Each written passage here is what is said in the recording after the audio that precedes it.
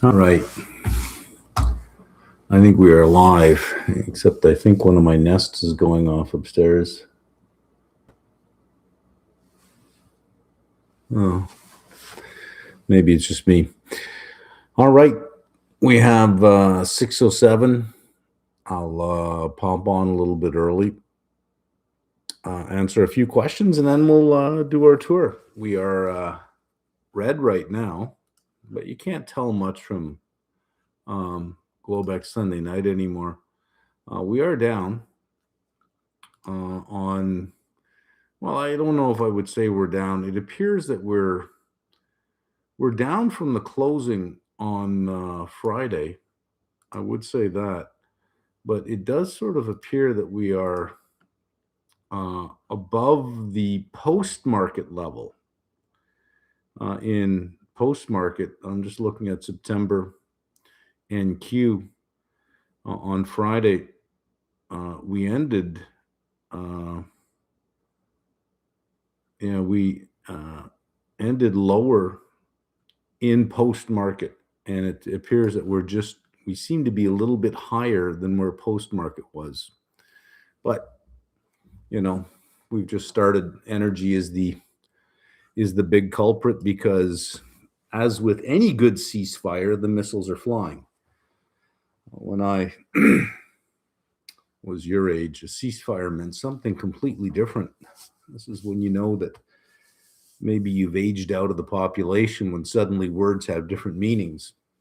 But or it just could be a new generation using words differently. You crazy kids and your new words.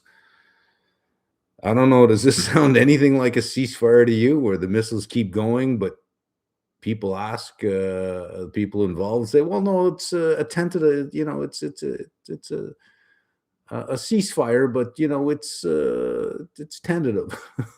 Doesn't seem like a ceasefire to me. Am I thinking about Netflix's buyback correctly? Since they resumed repurchases and added 25 billion authorization.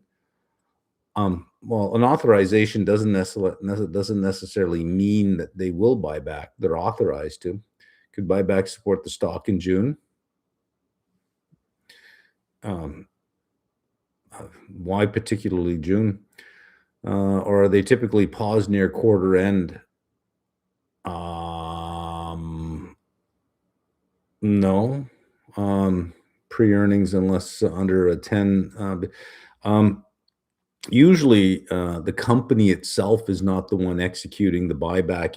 It's given to a third party to execute, just to avoid any charge of, oh, well, you were buying back stock, well, you knew this or you knew that, because if they were directing it themselves, and there was inside knowledge of their trading system or how they were trading, if they stopped, then that would give a signal that there was something going on. Since management is always planning, strategizing, executing, it just makes sense to avoid all charges of impropriety and give it to an outside party to do. What do you think about leisure and hospitality jobs and lost jobs from being related to temporary event World Cup competition? It's more than reasonable. When you have a big event like that going on, it's probably more than reasonable. I would say. Um, it's seasonally adjusted, so it would adjust for playoffs in a bunch of different areas. So World Cup is not seasonal, so it would seem to make sense. We'll find out when it's over if those jobs leave the system. Are you familiar with Warsh being part of Project 2025? I don't think he was part of it. A plan to get rid of the dual mandate of the Fed. Well, it makes sense to get rid, or it may make sense to get rid of the dual mandate from the Fed. All this is saying is very simple: is rather than being conflicted, right? Rather than being Taylor rule driven, and if you are going to be more Keynesian, um, You will get to points where you are conflicted. What do we do with the interest rate? We have high inflation. We should fight inflation. But what if you had a weak jobs market at the same time you have high inflation? Then you have to make trade-offs. Having a single mandate, you could argue from a monetarist perspective, because he is a monetarist, that it is cleaner, because monetarism is really about one thing, and that is the money supply and the ensuing inflation from the money supply. And that perhaps the jobs market, if you allow it to be, can be self-clearing on its own. Or it's a fiscal responsibility. It's not the central bank's responsibility. It's a fiscal responsibility. Now, I'm not advocating for it. I'm just making an argument a monetarist would make in that regard, is it's not our job. That's government's job. That's private industry's job. If we keep prices stable, if we control the money supply to keep prices stable, there are some markets we shouldn't step in and protect. For example, every time there is any kind of a hint of a bank failure, the central bank rushes in to save everything. A monetarist would say that's not a central bank's role. That's a government's role. Let the government do what the government does. We have one mandate. When you say that you have full employment mandate, suddenly every threat is a threat to full employment, right? So you end up flooding the system with liquidity every time you have these events, thereby creating the inflation you then have to fight, so that you can become the very enemy that you claim to be protecting people from. Again, a monetarist argument. That doesn't mean that I'm 100% on board with the argument. It's just a monetarist argument. So from that perspective, you look at it, you say, well, it makes sense. Then the other thing is, are we not tired of the bailouts? I mean, some companies and some banks and some institutions should be allowed to fail. That's capitalism. That clears the system out. But you keep running in and propping everything up. Let the government do that.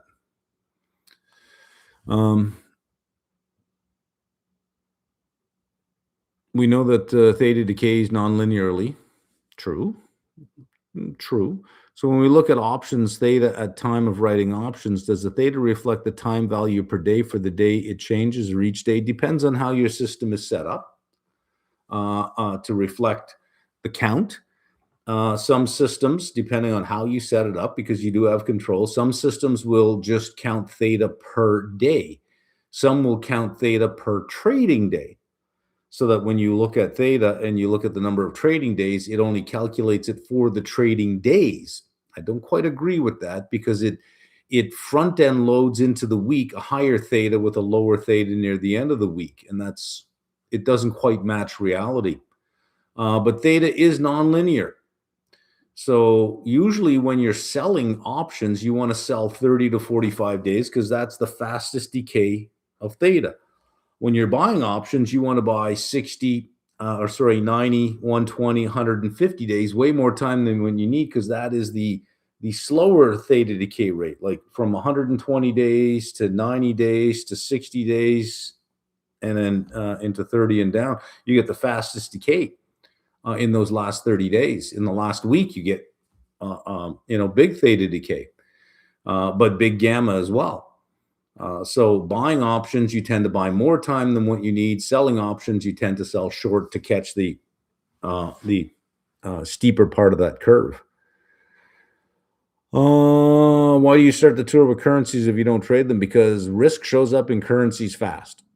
If there's an issue with a particular country somewhere, if there is some credit issue, any kind of big issue, it'll show up in the currency. So while it may not show up in an equity future right away, or in an equity right away, or in a commodity, it is going to show up in a currency right away. So I like to start with the currencies, just so that I'm not jumping into the equity side and ignoring something really big on the other side. So I want to see where the stress is in currencies, and anything more than 0.5%, you sort of pay attention to and say, well, what is causing this? When there's something more global, all the currencies will have moved. Then you know you're dealing with some one big factor. But if all the currencies are well behaved except one, you're dealing with something specific to that economy. It bears the question, what's going on there? It's just a question, right? What's going on there? And is this something that's going to be a problem later on, or is this something particular to that particular country? So right now, the big watch is Japan. We're sitting at 160, a little over 160. What are they going to do? They don't like this. They've mentioned that many times, but intervention only has limited effect. They can intervene for the next 10 years and it's not going to save them. So they're going to need to do something not on the monetary level in terms of intervention, but in terms of interest rates. But here's a country that can't afford it. What are you going to do? It's not an easy decision to make. It is going to have ramifications. You start raising interest rates, you can be, if they signal that they're going to be on an interest rate hiking cycle, it is going to change the flow of monies because the weakest holders in there are going to unwind their carry, which means selling some other money market fund in some other country, selling the currency to rebuy the yen, because your biggest risk in the carry trade is the exchange rate. And they will seek to nullify that. But we don't know where the money's going to come from. We don't know what currency is going to get hit. You don't quite know where it's sitting. More than likely, it's sitting in a money market fund in some country, a country that's big enough, more likely the US, because it is big and liquid enough. Although the best carry trade right now, I think, is yen to peso. Does Warsh also have FOMC seats to accomplish what he set out to accomplish? You don't need them. You don't need them. So I've given this example before. Let's say that I've been hired as the new head of Coca-Cola. I'm the new CEO, and the board has appointed me. The board here being the Senate. The board has appointed me.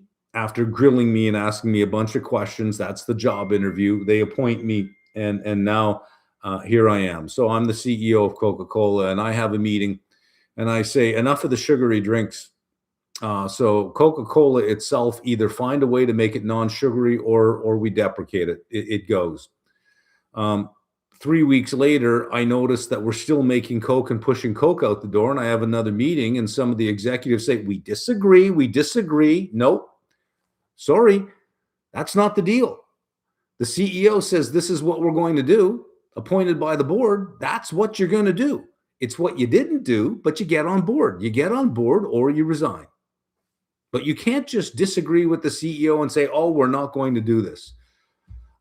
If he comes in with a new mandate, the committee can't just say, no, you know what, we're going to stick with the old guy and we're going to stick with the old mandate. We're not going to do this.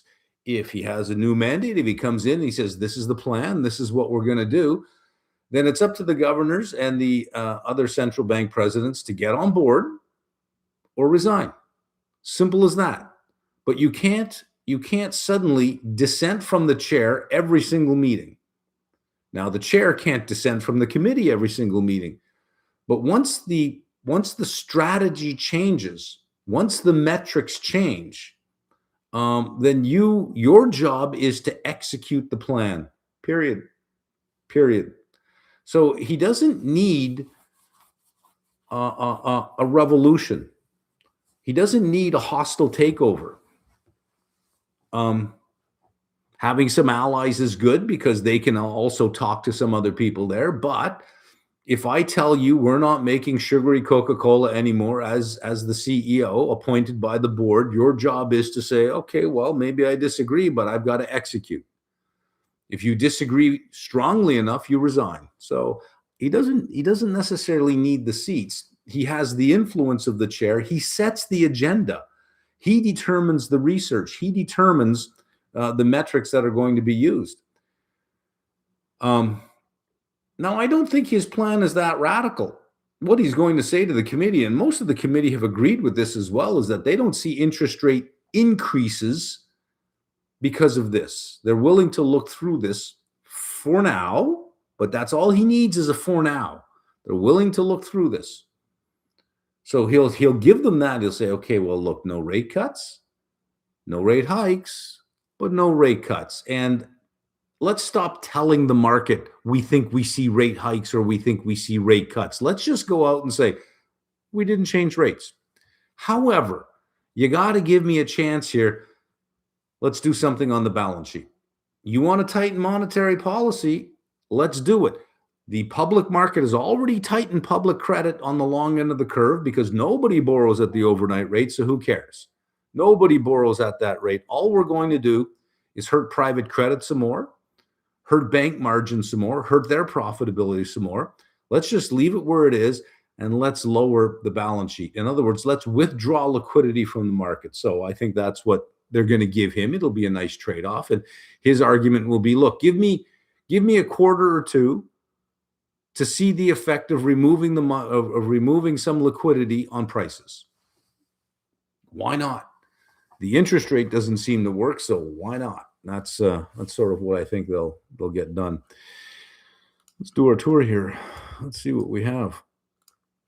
Let's start with our currencies, and all well behaved. The Norwegian krona is stronger, but Brent is stronger. Norway will that currency will follow oil, so way to go.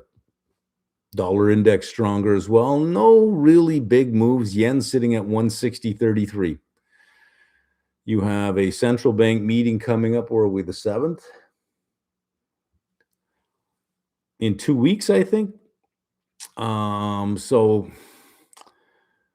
If they're serious, they're not intervening. It is a probably a good tell that they're going to raise rates. If they don't have an intervention, they're probably going to raise rates.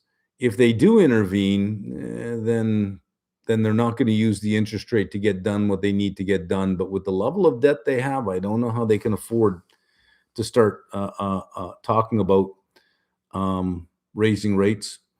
Big story here, of course, it's on energy. It is giving back. It was a little bit stronger on the open. September up to 216. Let's see where our chart is. It did hit as high as it was in 88. It was up almost $3, a little over $3 at one point. So it is abating a bit. I don't know. I mean, maybe the world is used to the idea that a ceasefire still means bombs going on, but in a more friendly way. Like, I saw what you did there. Hey, here's mine. You almost got me. Here's some more. Maybe that's the new ceasefire now. I don't know. Metals are all red. Gold. I'd like to see copper weaken some more. I really would. Gold and silver. I think silver is a good entry point. I do have puts on silver, and I have puts on gold. I only have one put on copper because it got to 662. I wasn't going to start chasing the price up, but another good routing on copper would be nice. There's only one color on treasuries. I don't even know why I click on it anymore. There's only one color. I still have my ZQ position, but I'll tell you, I'm getting really sick and tired of it all. I don't need it. I don't need the volatility. But I want to give Warsh his chance. He hasn't spoken yet, but he's not a big fan of communication. He thinks that the Fed speaks way too much as it is. So I think we're going to get one chance to hear the guy, and I think that's going to be the Fed meeting. And let's see if his first move, which I believe will be heavy on the balance sheet, let's see if his first move can change the narrative.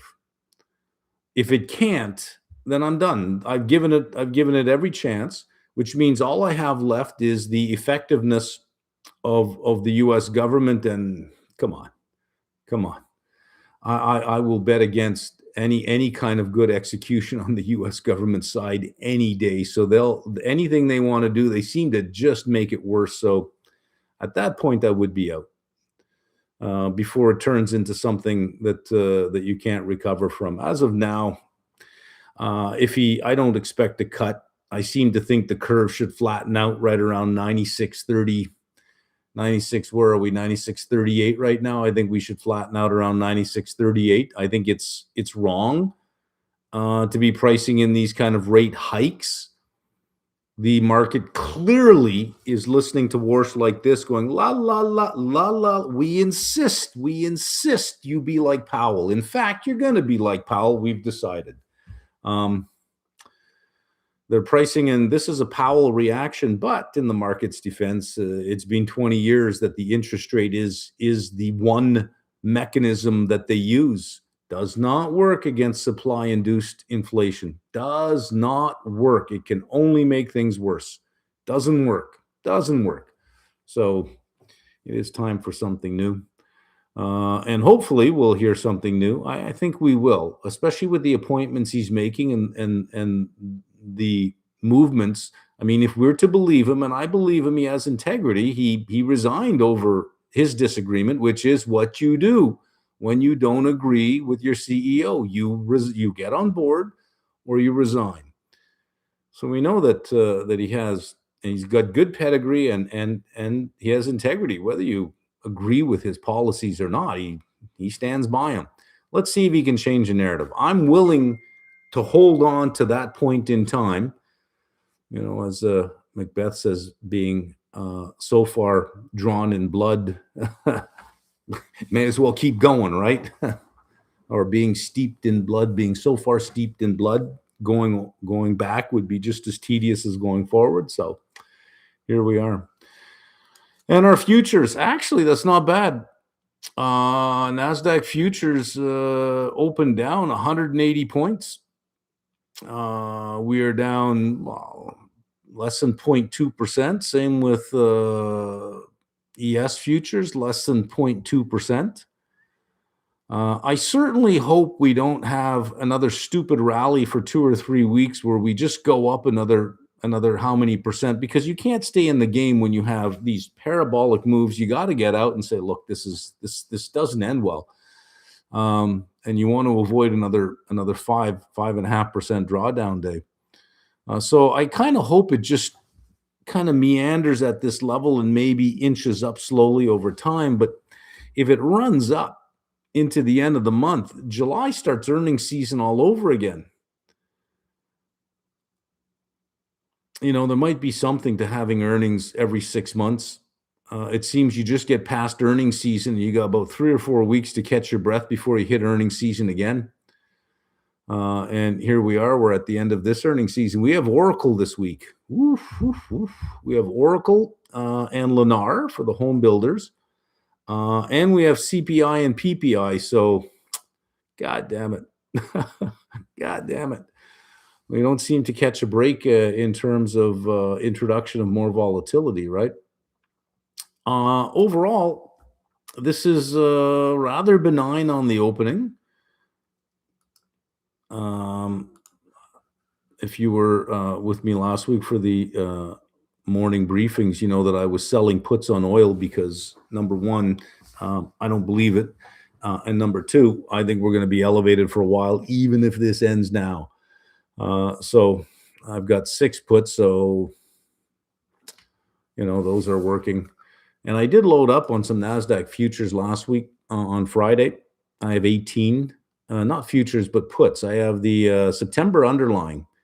I think the June and July expirations with the September underlying at 29.3.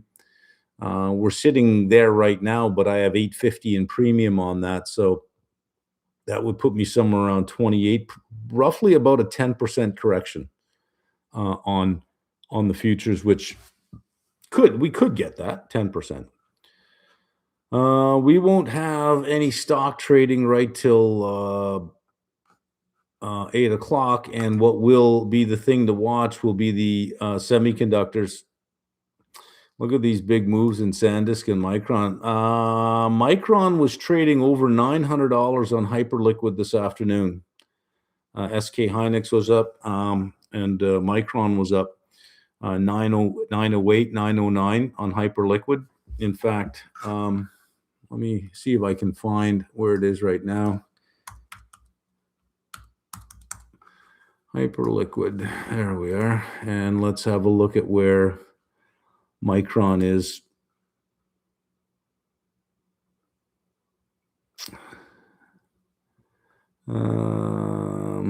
Give me a second here. I'm sure I can find it. Intel is up $3.86. Circle is up $4.67. Again, now this is Hyperliquid. AMD showing $12 gain. Let's see, where are we? Tesla, Oracle showing $1.05 gain. Copper. Where is Micron? Nvidia showing 97 cents. Come on. I had it earlier. Well, I'm wasting my time scrolling through this, I think. Anyways, I'm not finding it. Maybe I can MU. There's Micron. 901. Closed at 857, showing 901, up 33. Again, that is on Hyperliquid. So, but they get the direction right. We'll see if the magnitude ends up being right. Would you say the upward revision we had for jobs data kind of confirms that it is likely they used a sample with larger error given the divergence of weakening GDP? Either it was a small sample error or sample selection bias, meaning that the companies they sent that they survey, the ones that were not doing well or perhaps losing jobs, maybe they just didn't participate, or perhaps there is a loss of faith in government data anyway. So someone said, "What's the point?" Especially if you're not doing well, it's easy to be cynical, right? And the ones that were doing well might have reported some jobs numbers. But yeah, the sample size would matter so that you could check the standard error on the jobs. I forget what the standard error was on the jobs report, but smaller sample sizes will mean wider standard errors. I have a suggestion for the AI for Finance video series. It would be a great addition if you upload a video on how to conduct company research using AI and how to tailor prompts for different companies. What do you think? You can get that done in AI itself. This is sort of an existential crisis I've been having for the last year, it seems, is where do I live? What do I do? So what you can ask the AI to do is describe what you want to do. Say, listen, I want to do an analysis of a company that gives me some idea of what business it's in, how it makes its money, what its business model is, what its structural margins are, as opposed to saying current, but what its structural margins are or mid-cycle margins are. However, I understand that different companies have different metrics. Can you provide me a prompt that I can then tell you the ticker, and you can then give me the prompt to get what I need? So in other words, the first prompt it gives you is a generic one where you type in a ticker, and that prompt is simply just asking for the prompt for the analysis. So you're not asking for it to give you an analysis of this company using the right metrics. You're asking for, what would I ask if I were using this company, and it'll give you the prompt. Then you put that prompt in. Have two different chat windows for that, though. Have one chat window that just keeps giving you the prompt for the other chat window, and have AI give you the prompt. From there, read through it, and then you can modify here, you can modify there, but a good starting point is not a blank screen. A good starting point is asking the AI to give you the prompt for what you want to do. I do. I mean, I think about starting something. I'll type a few sentences in. This is what I'm thinking. This is what I'm doing. Am I thinking about this correctly? If I were going to prompt you for this, what would that prompt look like? And then it gives you the prompt first, and then you could look at the prompt and determine, okay, oh, I never thought of this, and no, I don't want this, but it gives you the starting point. That is what I would do, is start there. Looks like a red Monday is coming with Iran strike. Smells like a play. Yeah, but it's hard to tell on a Sunday night, and you know, we don't know where the corruption is. This is the bigger part of it, right? Is who's going to make money where? We know that Trump's daughter's got to pay for an island, so they're going to want to get some money from somebody somewhere to pay for that. Trumps never pay for anything themselves. They take it from other people. So this is a corrupt regime. And I'm not going to say which one. It applies to all three. This is a corrupt regime um, who care little about you. And again, I'm not going to say which one. It applies to all three. It's all about them. It's all about what's right for them. The clerics for their own survival, not necessarily the best thing for the country, but the best thing for them. Netanyahu, because he doesn't want to go to jail. He doesn't want his trial to restart. Trump, because, well, he doesn't give a shit about you. He cares about money. And America's pissing him off lately. So hold on. Right. So it's hard to tell anything when you have this level of corruption across three governments, this level of, I look, all governments and all people in all governments have been self-interested. They all are. But this is a whole new level we haven't seen before. This is a whole new level where the corruption is not even trying to be hidden. It's all right out in the open, along the lines of it's not the crime, it's the cover-up that kills you in politics. So, okay, he's smart enough to say, okay, well, we're still going to commit the crimes, but let's just not cover it up. There'll be no cover up. We'll do it right out in the open. So if somebody says this and this and this, and we'll say, we weren't hiding it.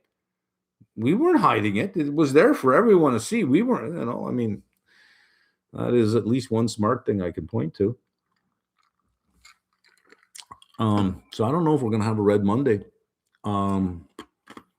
Our futures, look at this. NASDAQ futures are less than 0.1% down. September is down 0.07. June's expiring in a couple of weeks, so the September contract is your more active liquid. Within a week, it'll be the contract. So I think where's our expiration date on this one? Expires June 18th. Which is next Wednesday. So the roll has already started. So the more active contract is the September contract, and you're down 0.07 from being down 180 on the open to only being down 21 points right now. Let's give it 5 or 6 more answers. We might be green. I'm going to default to the behavioral aspect of finance. Here is, for 6 years, this market has been trained to buy the dip, buy the dip, buy the dip. You probably will have more people coming in Monday with a buy the dip mentality than to say let's continue to sell. And based on the market outlook today, you look at Sienna, you look at Broadcom that took big dumps. It's because of valuation. It wasn't because the company earnings you look at and you go, oh God, this is terrible. It wasn't Lululemon that lowered guidance going forward. They raised guidance. Overall, good earnings. It's just that the market went so far ahead of them that they had to sell off to come back to something reasonable. So this is not a market where the underlying equities will lead to disillusionment. It is just a little bit. The bubble was in the expectations, and a little bit of that coming out, but this doesn't feel like a bubble bursting just yet. Any plan on investing in Canada? I have a lot of investments in Canada. I got Enbridge, Bell, a whole bunch of REITs. I had the banks for a while, but they ran. I took my money out of the banks. Canada has very limited exposure in terms of factor exposure. It is heavy on metals and mining, lots of mining and lots of energy. and financials, and that's it. I mean, that's really about it. So there's not much. There's not much there. In what you can buy. Yeah. Please do a short recap of Friday intraday live. Unfortunately, I missed it. Well, it was one of those things where, the time decay on an intra-market day live event is very rapid. That, once you get to the next day, yesterday was you're not going to play yesterday's market. So, there wasn't much. I don't know that there's much to recap on that. You made a point in previous videos about never shorting momentum until it breaks. How do you measure when it breaks? Does that mean employing technical indicators? It's more of the story is what drives a bubble, and story is what breaks a bubble. It's just disillusionment across the board, and markets just go down on bad news. It goes down on no news. It goes down on good news. Even companies that have good news, the market will still go down because the belief is that it's over. We're not at disillusionment yet, not yet. One of the things that or the big thing in early March of 2000 is you had so many IPOs and so much supply from a bunch of companies that really had no revenues and no cash flows. But the idea was the new metric was eyeballs, and that will show up much like the new metric today is active monthly users, and we'll worry about profitability later on. And the question is, is there enough revenue to cover off all the commitments that you've made? There's still the belief that yes, it is. The revenues are rising. They're moving from subscriptions to tokens. We're seeing that companies are starting to realize that when you have to pay for this stuff, it's a lot more expensive than when it was free. But you can't have these all-you-can-eat buffets anymore. But disillusionment is not here yet. You are not going to get disillusionment in a world of shortages. By early March of 2000, it was clear that there were a lot of websites. There was really no shortage of anything. The shortage really came in the promises. Is that it's not as easy as what you think. It doesn't work as well as you think. There are limitations to what you want to get done.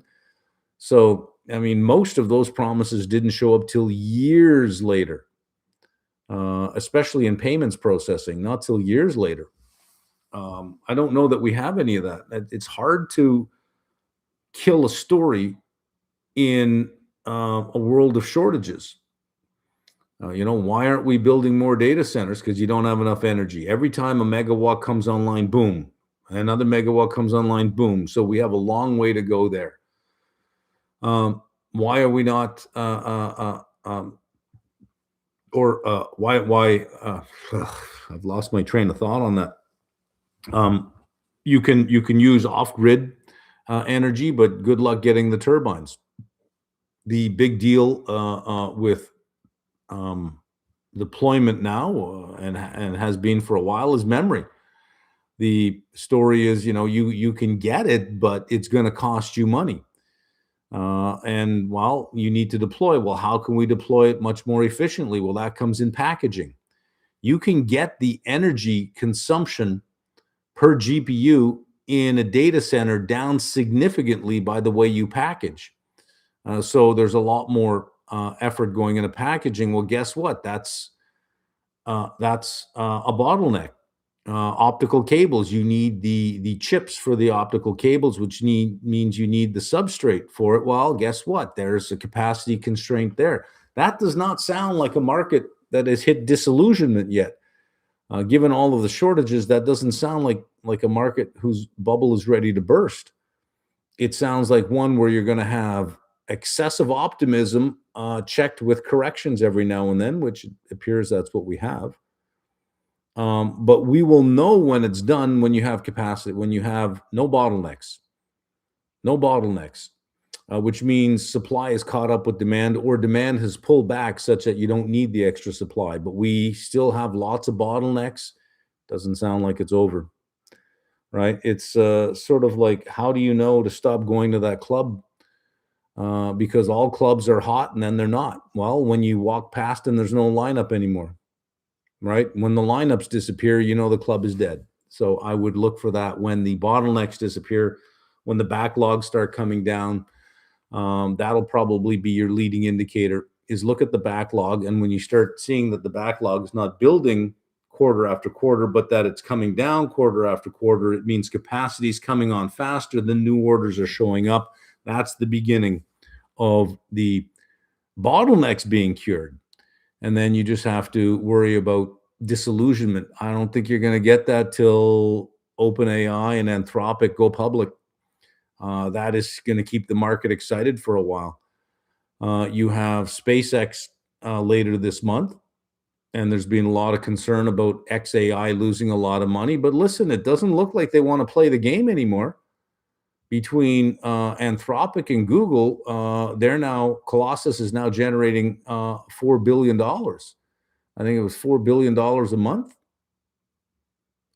in just renting it out now.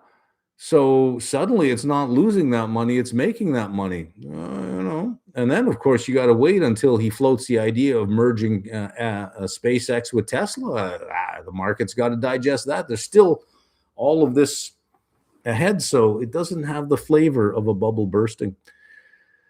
Explain how you read the IV in a momentum play. When the IV increases, means that the crowd is getting bigger. But does IV follow mean reversion, which is contrarian at some point? Well, it doesn't just go up and up and up and up, right?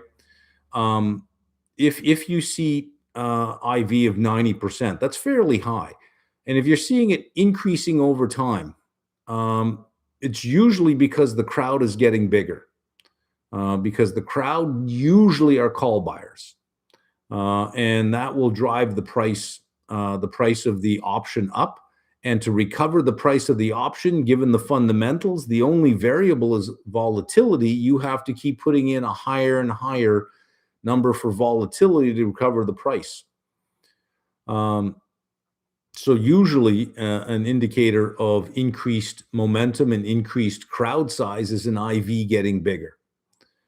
So when you're playing IV, when I'm talking about, it wasn't just volatility, it was more momentum. If you are momentum trading and you see very high volatility, you're not going to have fundamental momentum. You're not going to have quality. That's very behavioral. And so you can't look at the income statement or balance sheet to find a justification for the price or a justification for the direction. You're going to have to look at the size of the crowd, because you're trading sentiment at that point. And the crowd leaves footprints. IV. You don't even have to look at the chart. I don't even need a chart. I can trade something all without a chart. All I need is IV.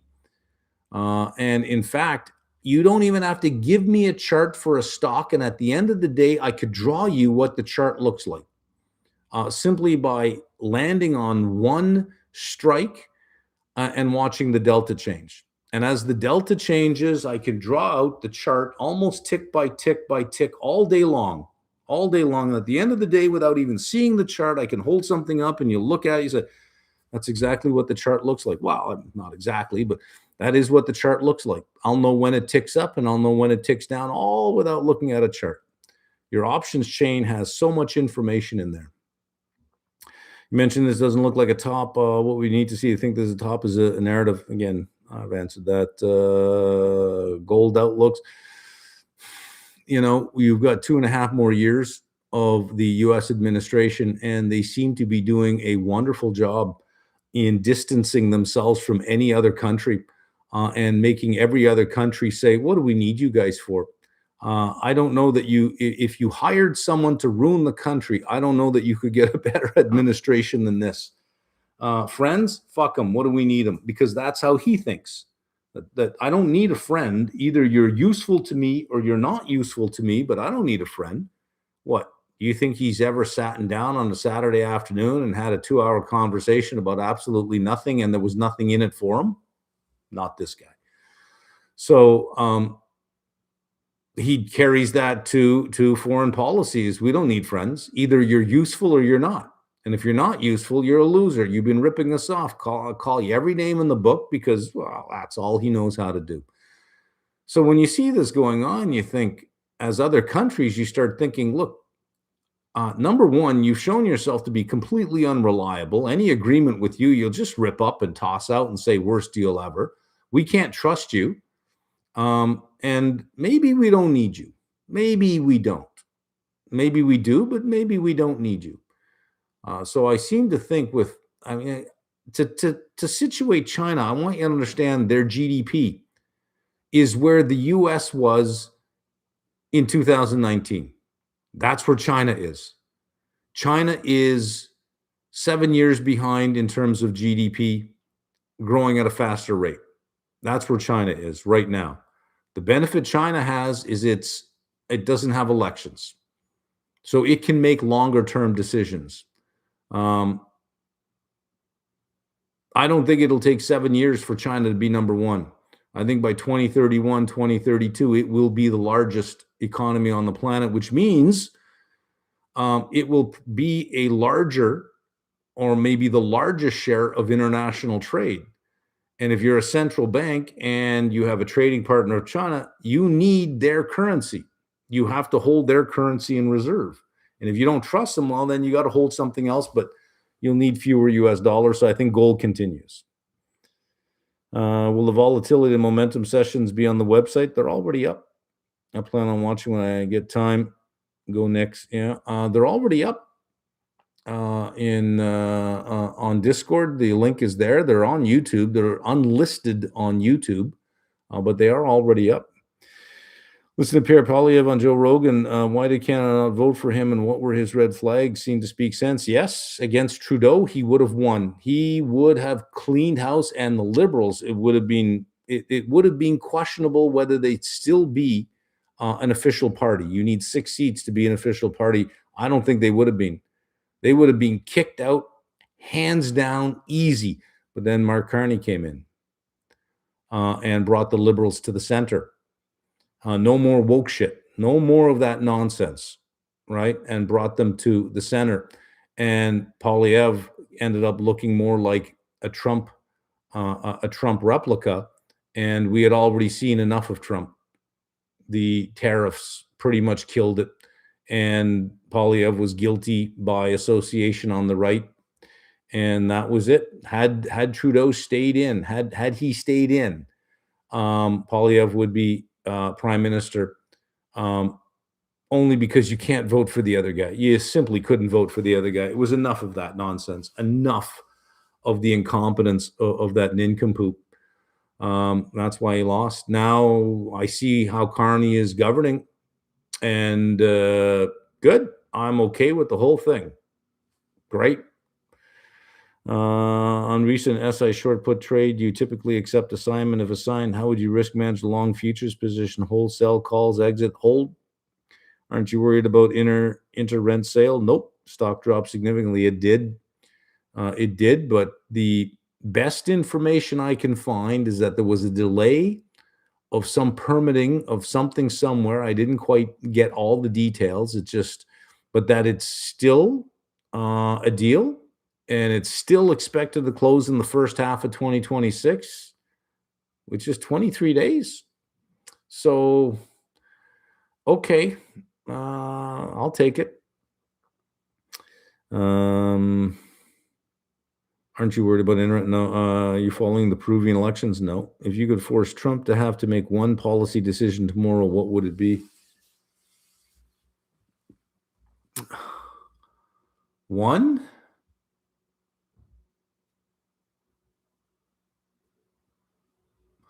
Strip the presidency of all presidential pardons. He cannot pardon a single person ever again. Ooh, that would be the one policy, because that whole inner circle will clean themselves up fast. They will distance themselves from this guy. They will resign. They'll get the hell out of that freaking room because they're all corrupt. They're all committing crimes, and there will be blanket pardons given for everyone on his way out the door if he doesn't die in office, And if he even leaves, he's already saying the elections in California are rigged. He's already screaming rigged, rigged, rigged. They're rigged.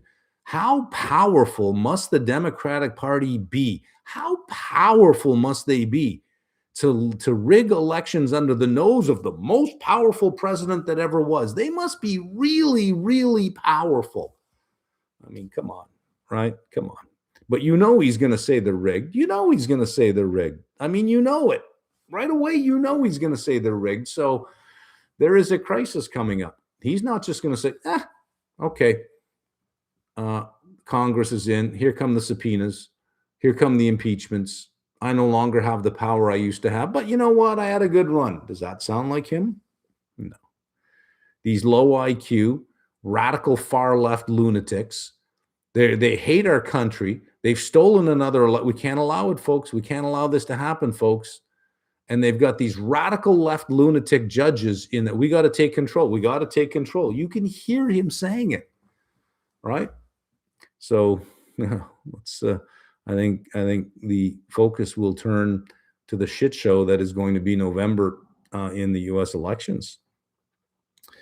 You following? Okay, I already did that. Trading a stoic way. What a value you provided by this. I'm a big fan of philosophy and always had the impression that you are very good at that. I love that. Thank you so much. It was, I wrote that, I think in 2003, 2004. I wrote it in, I think, my first to second year PhD. I wanted to combine the two. I wanted to see if there was some kind of something there that was useful. And then, you got to get serious about your data. You got to get serious about your papers. You got to get serious about your dissertation. I let it go. And I put all my PhD stuff on a thumb drive. And then I just forgot about it. And it wasn't until last year when I was looking through the thumb drive and I'm looking, there's my data set. And, here's my, I have my qualifying exam. I was reading some of the answers. I opened this one up. I started reading. I forgot about this. So I brought it over to Claude. I said, Claude, what do you think here? How can we improve this? How can we write this up a little bit better? And there it was. It was, I was really into a lot of that stuff back then.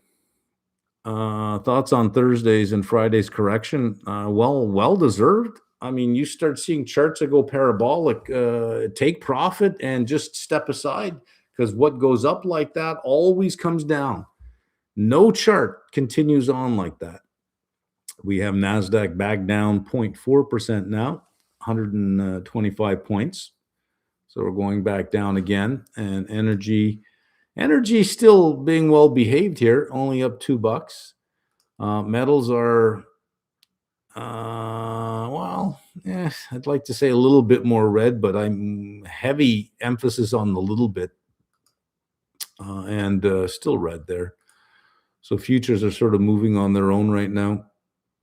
We'll see what happens at 8 o'clock when, it's really going to come a lot down to this section here, what the semiconductors do. 11% down seems like a big day, but understand that over 2 months, it was up 98%. So an 11% pullback, it's still up 88, 87% in 2 months. It's still up, right? So you look at that, you say, well, even though it's had a big pullback, I can still take a significant profit. But this is where we still have the bottlenecks and the shortages. So let's see what we get. We'll see what we get.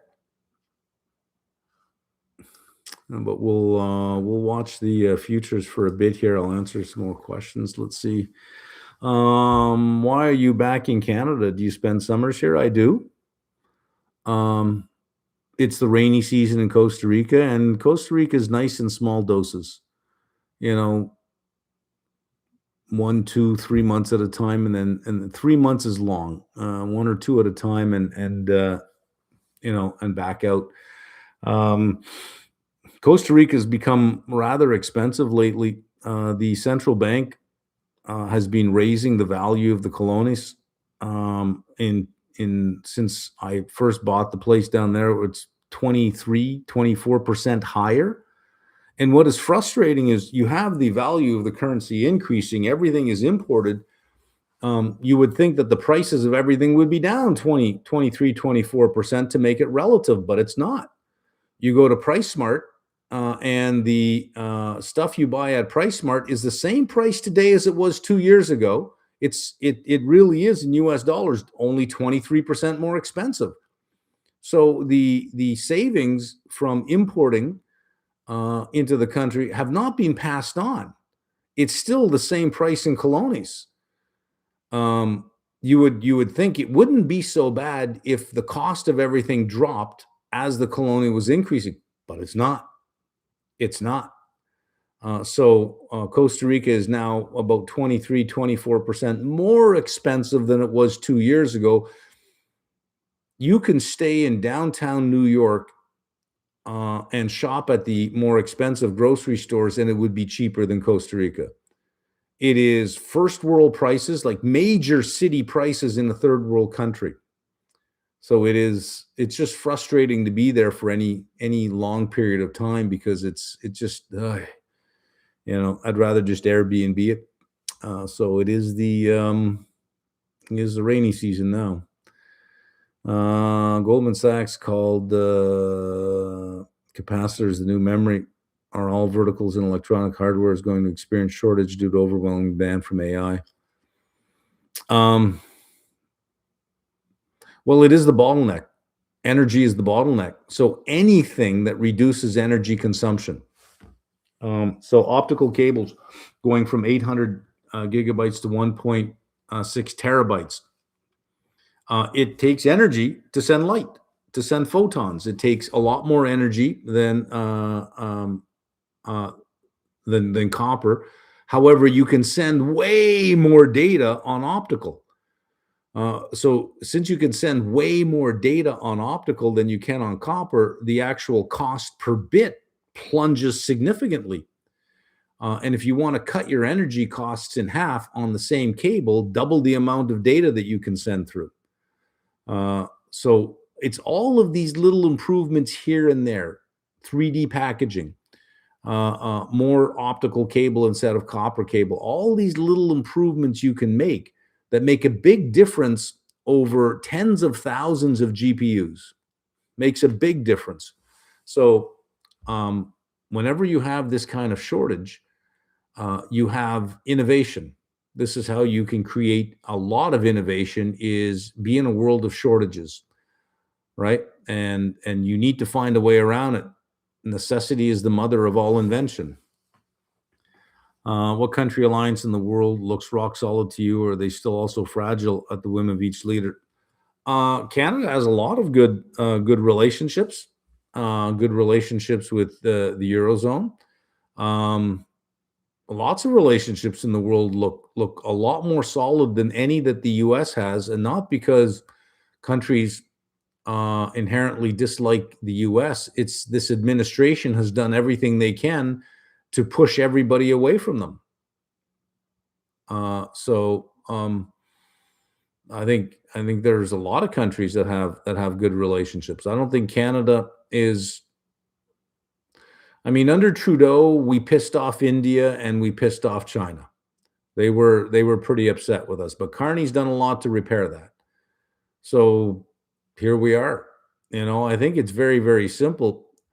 You don't have an opinion about my culture and my religion and the way I conduct myself, and I won't have an opinion on yours. How's that sound? So, they're sort of getting along nicely. Trump is blaming Netanyahu for not accepting a deal. Of course, it's not his fault. He's the best negotiator in the world. It's everybody else. I mean, blah, blah, blah.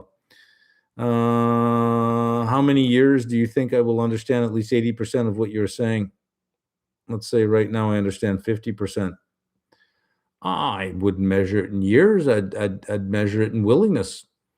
If you love the game, you'll absorb stuff, right? It's when you don't like what you're doing or you're not interested in a particular topic, it's hard to absorb anything. But if you like what you're doing and you're interested, you can absorb things. My tree I have this tree that's growing up nicely. Now the tops are all hanging. I don't like the look of that. Not one bit. I'm going to have to clip those top branches of that tree until the base fills out a little bit more. It can hold the weight of that branch. Yeah. Well, I say I'm gonna have to direct my employee to do it. That's what I'm gonna have to do. If you had to own one single name for the rest of the year, no trading allowed, what is it? Ah, for the rest of the year, one single name.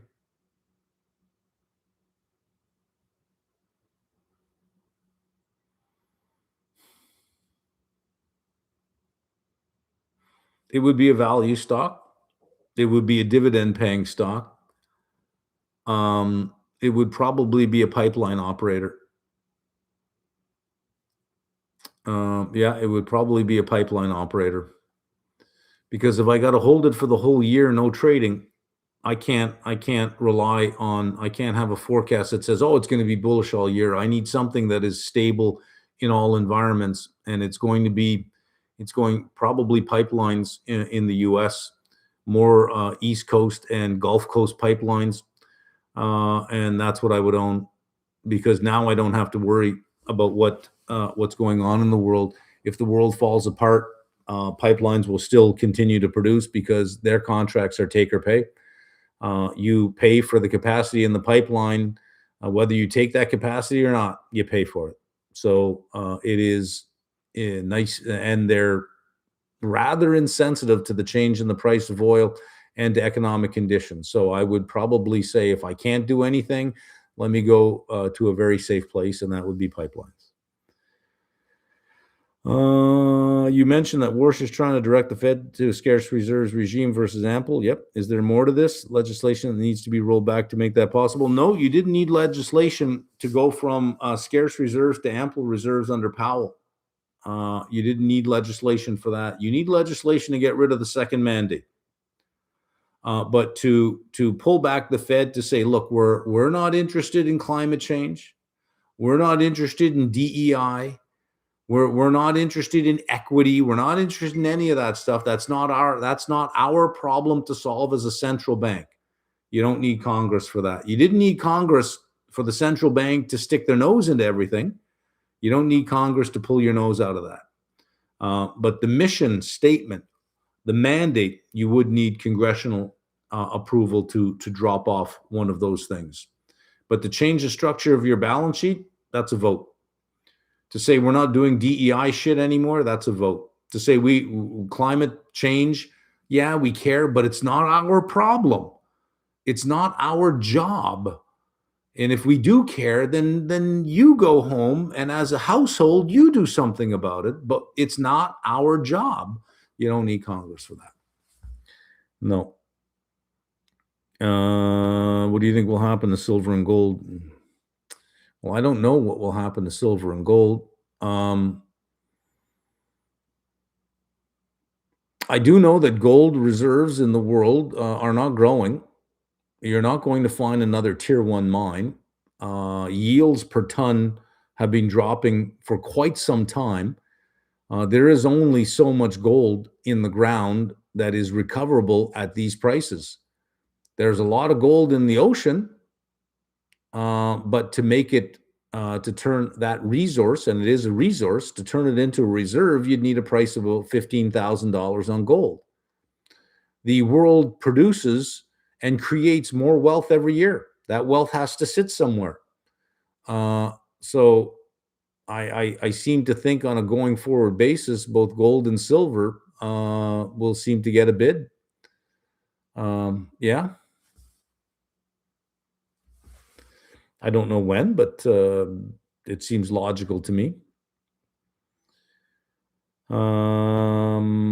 Let's see what's going on with gold. It was looking so strong last year, but it's not working as a market hedge now. It should. Thanks. Well, when we say that something is a hedge against something, it doesn't mean every single minute of every single day it's a hedge against something. It means over a period of time it is a hedge against something. But the market moves, the market prices things in. At some point, it's priced in. So if it's no longer responding, we can't say, why is it not continually going up in one straight line? It's It's kind of responded.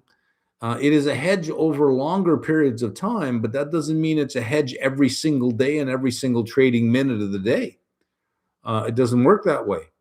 So if you look at the return of gold over the last 6 years, and you look at the return of other assets, gold has done its job, but it can't do it. You can't keep asking, saying, well, inflation's still high, gold should go higher. And then the next day, well, inflation's still high, gold should go higher.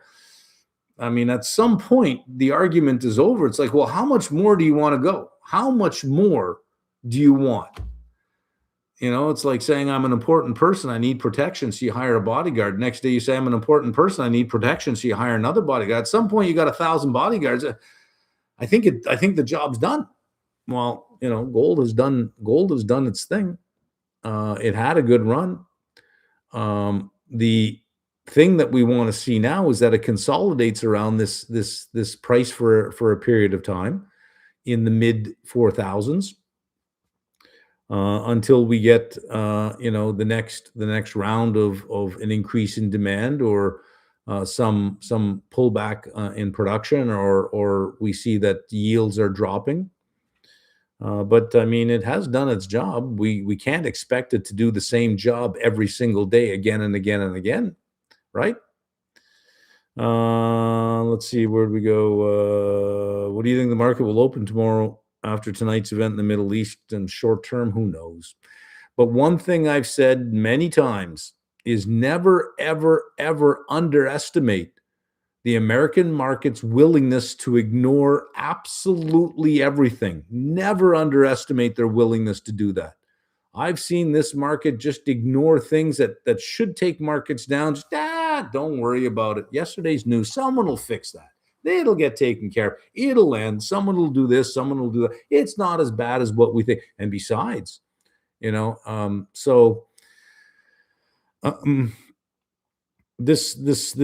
this market has been difficult because it's sheer resilience. It's buy the dip mentalities. There's times the market's down 0.5%, and you have analysts on Bloomberg saying, we think now is the time to buy the dip. And you're like, what freaking dip? We're 0.5% off the high. This cannot be a dip. You crazy kids, in the way you use words these days, that's not a dip. This isn't a ceasefire. What's going on? So, the buy the dip mentality is strong, and the willingness to ignore so much, just ignore so much. I don't see that changing just yet. So who knows where we're going to open tomorrow? You used to get some idea from Globex. There used to be what was going on Monday night would kind of hang out, or Sunday night would hang out till Monday. You get some feel of it. Now you could be down 500 points on a Sunday night and open up 300 points on a Monday morning. And what the hell just happened here? You could be up 300 points on a Sunday night, and Americans show up, go, nope, other way around. On what? What happened? On what? So it is become difficult. You already out of ZQ trade, or if I remember, it was up in between. Did you? Okay, you got to use some punctuation in this sentence here. Are you already out of ZQ trade? No. Or if I remember, it was up in between. Did you close some of your position? And most importantly, is the trade still on?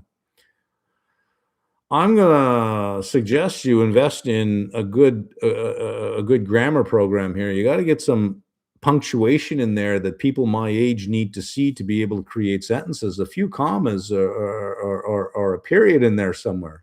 I mean, throw me a bone, King's English here. I sold 20 one morning when ZQ was acting like a meme stock. This was back in the spring. It was acting like a meme stock, and it was like, this is ridiculous.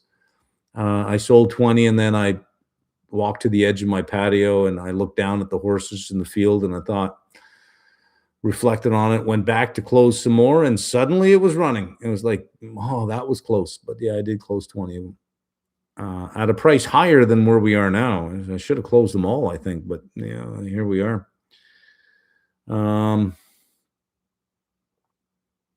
AI CapEx supercycle ends in a stage 4 bust. Well, stage 3 is the bust. The end of stage 3 is the bust, right? But yeah. The cybersecurity compressed with it. More than likely, everything goes down with it. Or is the expanded threat surface and AI enhanced defense structural enough to decouple from the cycle?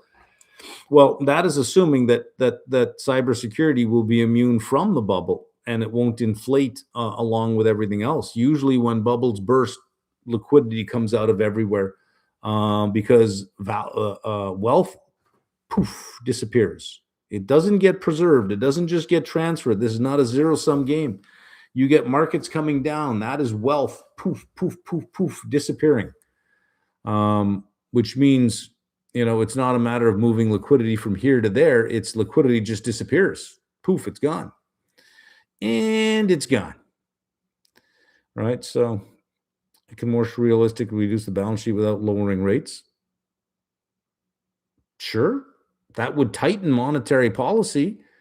And if you are a hawk and you're thinking inflation, your first move would be, well, let's raise the interest rate. Or it's just saying, well, let's reduce the balance sheet. Same effect, except one does not rely on your willingness or unwillingness to borrow. It just removes the money you would borrow to begin with. So I would seem to think that if you want to get rid of inflation, which I think they do, if that is your mandate, the job market is strong enough. Be aggressive in reducing the balance sheet. We will find out.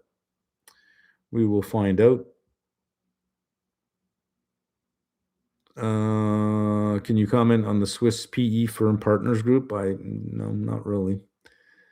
Can you explain a bit about the latest just export scam of more than 15 lakh core?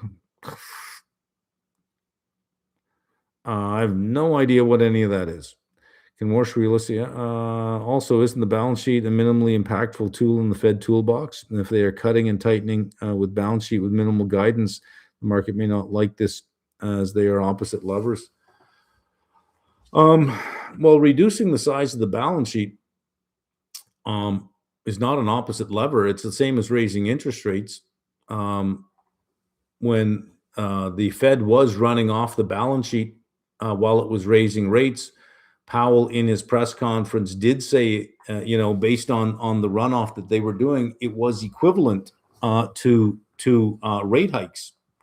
That they felt that the amount that they had run off was equivalent to about 2 rate hikes.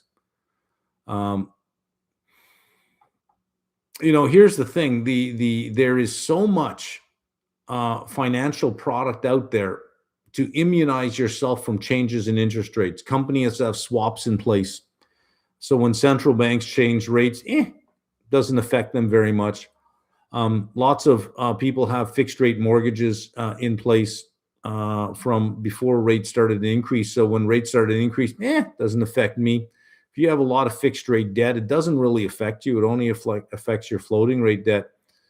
So changing the interest rate in a world of so much financial sophistication really doesn't affect a lot for a long period of time. If I have swaps in place now and you raise rates, it doesn't change my cost of capital at this point in time. As long as I'm not incrementally borrowing more, I'm fine. You haven't affected me at all. It's only on new borrowing or incremental borrowing. You got to wait for a lot of the swaps to roll off, a lot of the protection in place to roll off. It is a rather ineffective thing, but reducing the balance sheet, you remove a dollar from the system. You remove a dollar from the system right then and there. So you don't have to worry about it working with a lag. You had money on the shelf. You turn your head, that money on the shelf is now gone. You can't spend it. Somebody can't come into the bank and say, can I borrow it? Because you have to shrug your shoulders and say, it's not even here anymore. So no, you can't even borrow it, even if you're willing to pay the higher rate. So no, I don't think it is a second order effect. It is not the interest rate. It is the money supply, and you are affecting it immediately. Now that's his thinking. Let's see what he can get done. Coca-Cola employees don't have a vote. I don't get that analogy. I didn't say they're employees. I said the management team. Um, they don't have a vote per se. They do have a voice. I mean, in the boardroom, you can state your case. CEO says no more sugary drinks. You could say, "Well, hang on, our revenue from this product is this much and this much and this much." And if you feel the CEO is doing the wrong thing, you can always go past them to the board and say, "Look, I think you hired a rogue here." An analogy is really just an analogy. It doesn't have to be 100% where that's exactly the situation. Um, it is a good enough rubric to use to think about how you're going to respond to a new Fed chair coming in.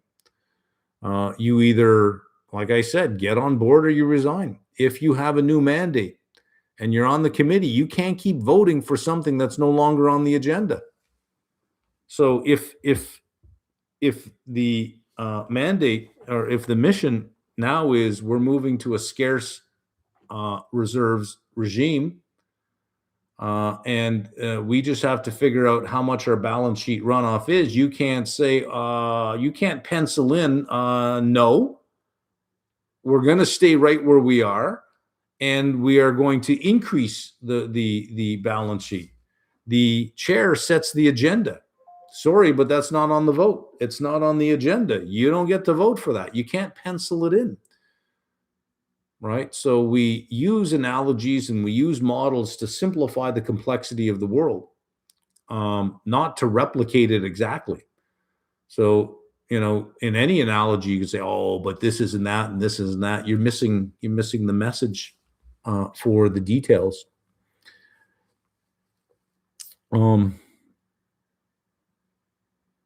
But at least it was a sentence with a comma in there, so that was nice.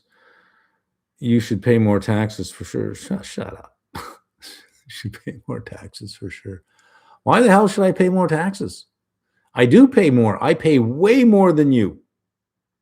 Let's just put it that way. I pay way more than you.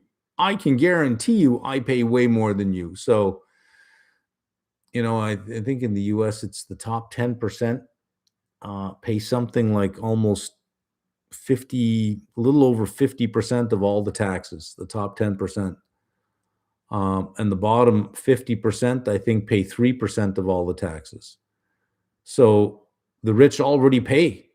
The rich already pay more than their fair share. More than their fair share. The rich already pay. So the idea that they should pay more taxes is it's an argument that has failed for how many years? How many years has that argument failed?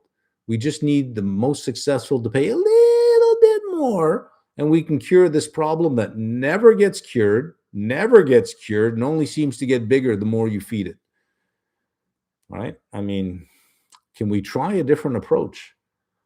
It's okay to be sympathetic. It's okay to have compassion, but it is not okay to base policy on sympathy and compassion, because we live in an economic system that relies on competition. Period. Period.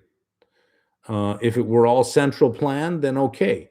Then the goal of a communist or a socialist system is to make sure everyone is equally poor. That's the goal. That's the end outcome. Is that what you would like? You want me to have what you have, or you want to have what I have. But if we lived in a system like that, we'd both be poor. Would that make you feel better? We'd both have the same seat on the bus. Would that make you feel better? You wouldn't have your car. You wouldn't have the clothes you have. You wouldn't have any of that because capital would leave. Would that make you feel better? Would it? All right. Surely Trump won't buy into this plan because if the Fed withdraws liquidity, then the stock market will fall. How does Warsh thread that needle without becoming the next too late Powell? I'm sure it's well aware. He's made it well aware to the president what he wants to do. I'm sure that was part of the job interview is what's your plan? And well, I mean, maybe Trump fell asleep during the interview. But if he stayed awake and he listened, Well, maybe he didn't understand anything he heard. See, now we have to rely on he was awake and he understood what he heard.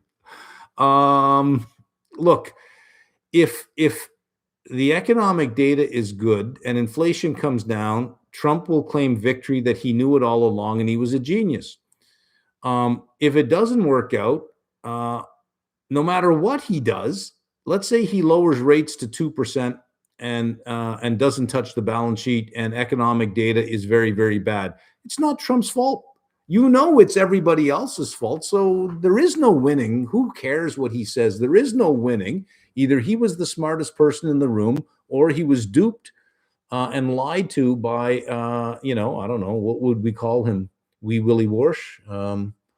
Wrong way Warsh. There we go. Wrong way Warsh. That's it. That'll be his new name. If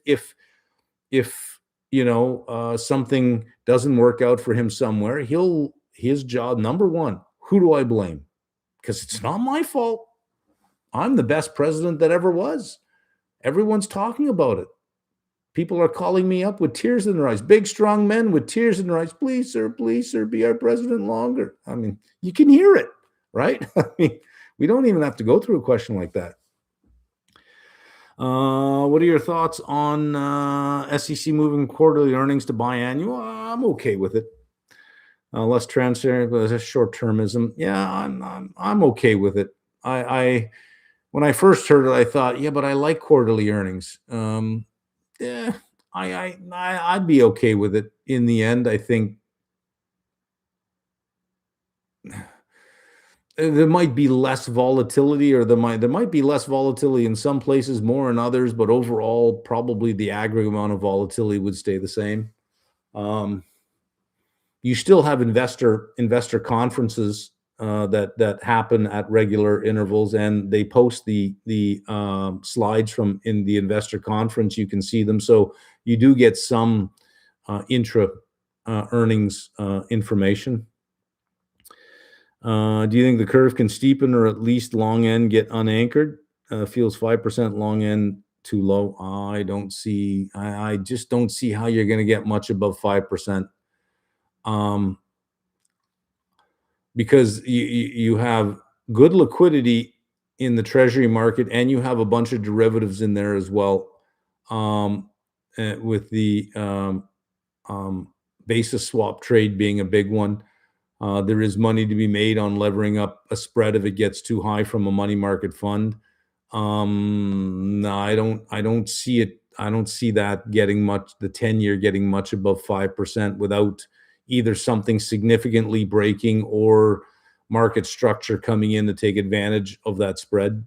So no, I think you would need a real fiscal shitting of the bed to get that above 5%, which, if you're going to put a probability on some administration shitting the bed enough to get it done, it's this one. So it's not an unfair bet, I would say. What model of iPad do you use? It's the big one. I don't know what it is. This one here is the this is the one that's being replaced this year. You know what you end up getting on these, and I don't know if I can show you with any kind of. I need a white screen. You end up getting these little dots on there. I don't know if you can see that dot in the corner over here. No, it's over here. See that little brown dot? You end up getting those kind of dots on the screen. I have 2 dots on this one. The last one had 2 dots on it, and it was the same model. So I bought the newer models. This one here is this one here is the 5th generation iPad Pro 12.9 inch. Yeah, that's all it says. It doesn't say anything else. Capacity 128 gig. Model number, model name, iPad version. Yeah, it's the second last one. I have 2 iPads. One is the newest one is the second last one. So usually I replace them in alternating 2-year cycles. So after about 4 years, it's time to replace one. What's your opinion on statements that there's an increasing surplus of copper? Um, it depends on where you look. If you look in London or Shanghai, um, not really. If you look at New York, yeah, because there is, I think, at the end of this month, announcements on copper, tariffs announcements on. Well, what are the tariffs going to look like? Is it going to be on raw copper? Is it going to be on finished products? How much on finished products? So, because there's going to be some announcement, you're going to front run as much as you possibly can into the country to avoid the tariffs. So you have copper that is being sucked into the U.S. I don't know that I would say that we have a surplus. China is ordering a 10% cut in smelting, copper smelting. It has restricted the export of sulfur dioxide. So for leaching, which Chile does quite a bit of, that threatens their production. Chile's already at the lowest production, I think, in like 20 years in terms of copper. Leaching out of copper is about 3% of world supply. You have Grasberg, which is offline, which I think was another 3 or 4% of world supply. First Quantum in Panama shut down. That was 5% of world supply. There are no tier one mines left to find because you need a certain geological formation to get copper. And globally, looking at where copper could possibly be, you've pretty much found what you could. Getting a mine permitted is no easy task. In the US, it could be up to 20 years before you get actual copper out of a ground. From the time you find it to the time you actually start first production could be up to 20 years. But yeah, there is a lot of inventory accumulating. But the production has been declining.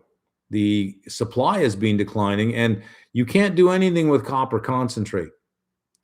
So anything that is ground, not leached, because leaching the site itself can produce the copper anode or the cathode. Sorry, for copper concentrate, there's nothing you can do. You need it smelted. Most of that capacity is in China, and they want to curtail 10% because treatment and refining charges are zero. That's how tight the concentrate supply is right now because it's zero. I'm not on board with their. There's a hell of a lot of supply in the world right now. There's a lot of inventory building up in certain places, but that inventory can be drawn down very quickly because inventories at London and Shanghai are quite low because they've front run the tariffs. Let's say there are no tariffs. Let's say, okay, copper can come in without a tariff. That's no issue. You will get a flow of copper the other way.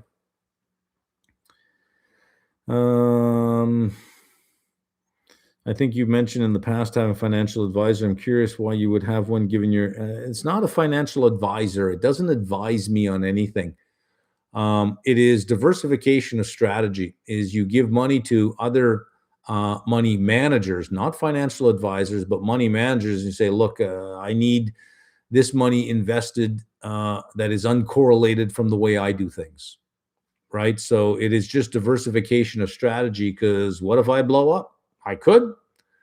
I don't want to blow up 100% of everything. I'd rather just blow up 20% of it, right? So it's just wise. I think you mentioned in the past, okay, are you shorting the long end of the curve at all? Nope.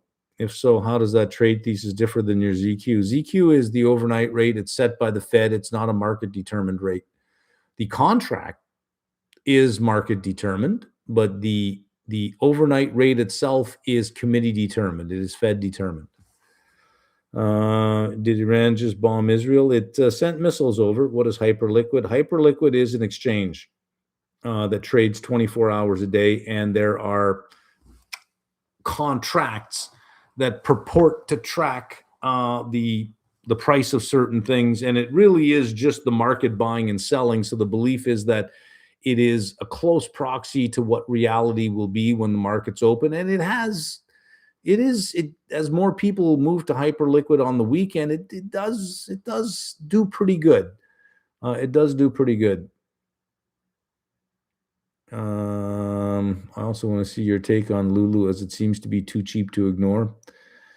Another value trap. There seems to be good targets in consumer and retail. Yeah, that was disappointing on Lulu. I sold $2,110 calls against my 700 share position because tendencies, right? When stocks drop like this, they tend to drift in that direction for a while. So I would seem to think there are lower lows or more 52-week lows ahead of Lulu before any kind of turnaround. New CEO, or the new, I think it's the CEO, doesn't come in till September.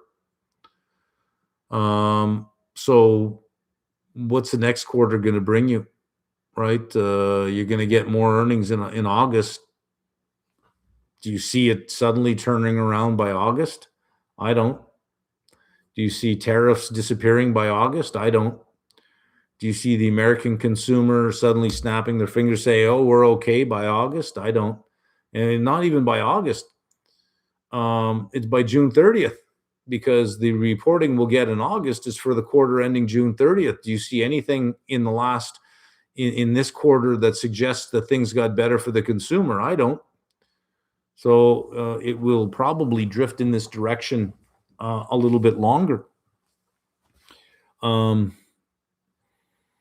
It has a solid brand name, but so did Under Armour have a solid brand name, and look at that, right? So did Nike have a solid brand name, and look at that.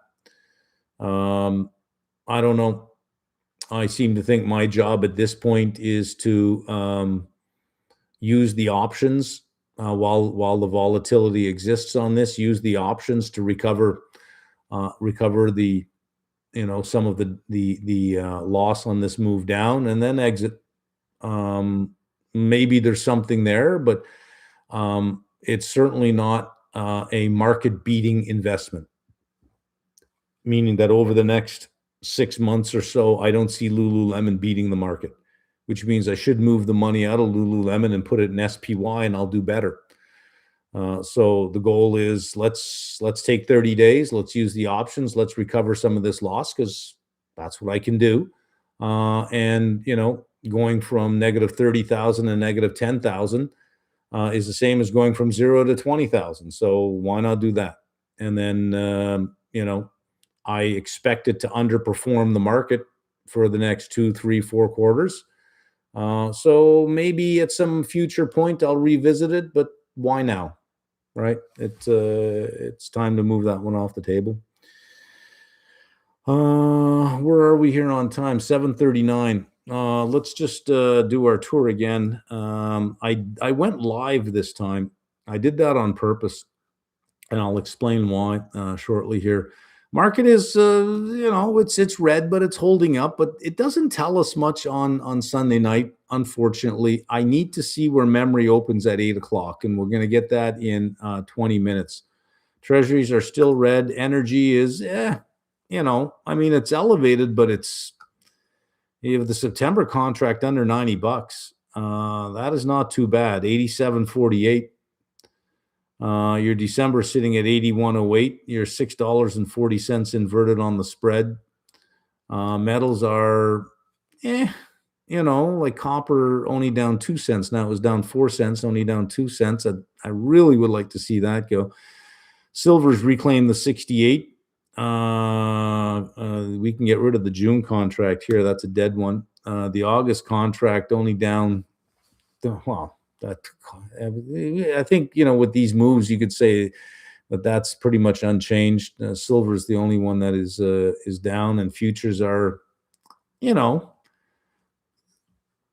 don't know that there's much of a story here to tell on this. The June contract down 0.13. The September contract still not keeping pace just yet. 252. We're at 270. There hasn't been a trade in that one yet. So the June is the front month here, but that liquidity will die down as we start rolling.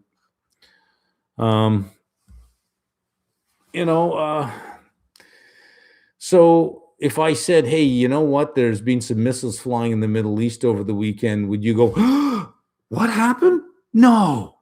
Or would you say, yes, and I think that's where the rest of the world is, because sure, missiles are flying, but it does not affect what we already know. And the longer this goes on, the more it will get normalized and no one will pay attention to it. Remember when Russia invaded Ukraine, the dislocation you got in markets at that time? I do have videos out. You can go back. I said it. The longer this goes on, the more it will be ignored and will not matter anymore. The longer this goes on, the more it simply will not matter. So Iran fired missiles. Israel bombed a suburb in Beirut, ceasefire and all. And Iran fired missiles into Israel. At least this is the news that I've been able to digest so far. Does that change anything in the Strait? Nope, because it was closed before it happens. It's still closed now. Does it change anything in oil flowing out of the region? Nope, it doesn't change anything. So when you really think about it, you go, well, okay, so that is going on, but it hasn't changed anything. It really hasn't changed anything. So, you have that argument as to why it just doesn't matter, is because, well, it's happening behind the curtain of the Strait.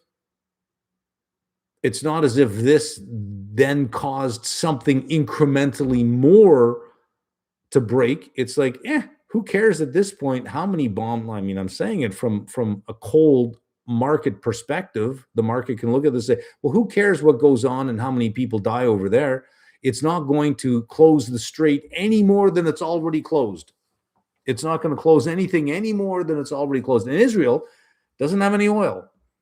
Beirut didn't have any oil, doesn't have any refineries, doesn't have any pipeline, doesn't have any infrastructure. Israel doesn't have any either. So, in the grand scheme of things, does it really matter? Other than from a moral perspective, if you had no concept of morality or emotion and you were just looking at it from economic variables, you would say those variables don't matter in this equation. You could say that. If anything, destruction is beneficial for global growth because that leads to future construction, right? It's a cynical way to look at the world, but you try to make sense of why the market is ignoring it, right? If you've ever taken a look at SM Energy, 100% U.S. crude producer, that post-merger with Civi is top 10 E&P with high leverage, could be interesting, giving trading multiples with other E&Ps. How old are you, Mark? Do I not act my age? Are you saying that curious, like out of curiosity, how old are you? Or are you listening to the way I talk and say things and you're saying, oh, God, how old are you? I can't I can't tell how you're saying it. And I want to point out that I'm not childish. I'm childlike. It's a big difference. Canada is India now. No tech, no AI. Oh well, I'm not going to comment on that. Yeah. Given your buying activity list last Friday and what you've shared, your views are that the bubble isn't popping. This does not have the flip. Look at NASDAQ. Look what color that mother is. It's green. And S&P is threatening to go green as well. Look at that. You're up, not much, but you're up 10 points, 11 points. So, again, willingness to ignore everything. And on the weekend, when you really break it down, what happened? Nothing that affects anything that we don't already know. It doesn't worsen any variable. It doesn't improve any variable, but it doesn't worsen any variable. So, NASDAQ is saying, have you heard of AI? That's what NASDAQ is saying. Given your buying, okay. No, the bubble isn't popping only because it's hard to pop in shortages. When demand is greater than supply and you have these kind of earnings from the companies that are supplying, it's hard to see how this is over right now. Some euphoria had to come out, but I don't think this is not a bubble popping. You've got, I think, 3 or 4 quarters before you really have to start saying, "Yeah, you know what? Supply's really showing up." And I think the first ones that are going to suffer the worst are probably memory, because capacity is going to show up. It's going to show up. I know it's going to show up. It always does. You think the World Cup will push the economy up? Well, it does create more economic activity than there otherwise would be, because you are going out to see the game, you are buying stuff, you are using transportation, you are using hotels, you're buying beer, you're buying food at restaurants you normally wouldn't buy. So it does produce economic growth. That's a beautiful thing about tourism, is if you can be a tourist destination, if you can be an event destination, you can do very, very well. But this administration has done a lot to deter um,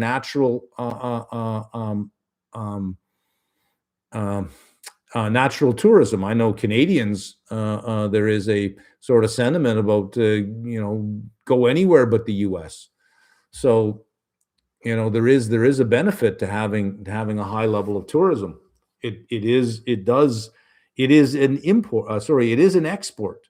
Tourism, when somebody comes to your country for tourism, it is counted in exports, believe it or not. Let's see. We in the 6th month of 2026 that lost all gains, that you can't buy gold this year. Okay, again, periods and commas are going to help me out a lot. I come from an era where periods and commas meant something. Let me read that again. I'll put in my own. We in the 6th month of 2026 that lost all gains, that you can't buy gold this year, that where is the bottom, then okay, those are all English words, my friend, but they do not form an English sentence. You got to give me something to go with. I can't break that one down. This year, that where is the bottom, then looks like you can't buy miners now. ah Take that sentence, give it to ChatGPT and say, can you write this out as an English sentence? To follow up on scarce reserves question, I assume you're not referring to a pre-GFC scarce reserves environment, because that wouldn't require Congress, correct? Well, it wouldn't require Congress to go back to scarce reserves. It wouldn't require Congress to remove the interest paid on reserves either, which is something he wants to do away with as well, which I agree on that one, because that would then force the banks to hold the money market securities that the Treasury is selling.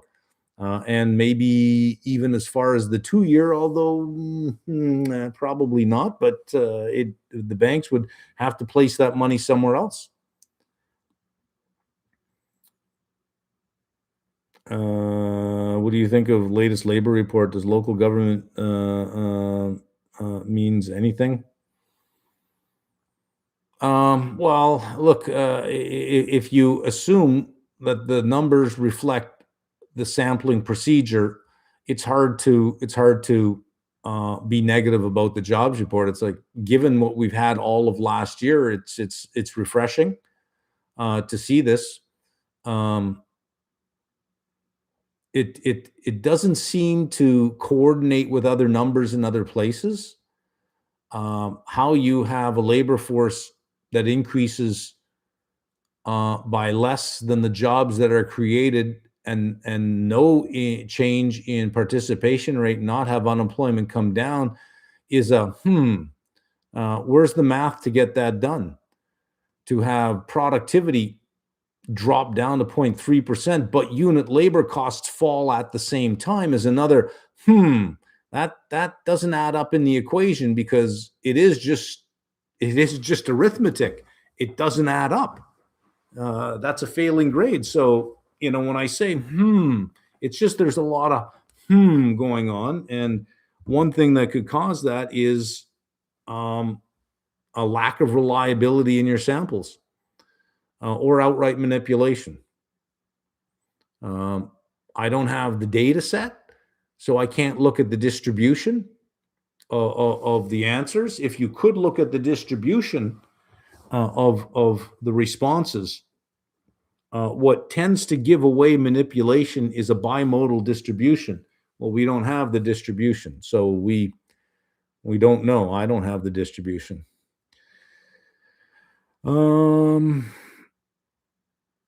Yeah, but American exceptionalism. Well, the American exceptionalism is being eroded. The idea behind it was that you had this exorbitant privilege from being a reserve currency, which allowed the U.S. to have some of the lowest cost of capital, and that's where capital shows up. And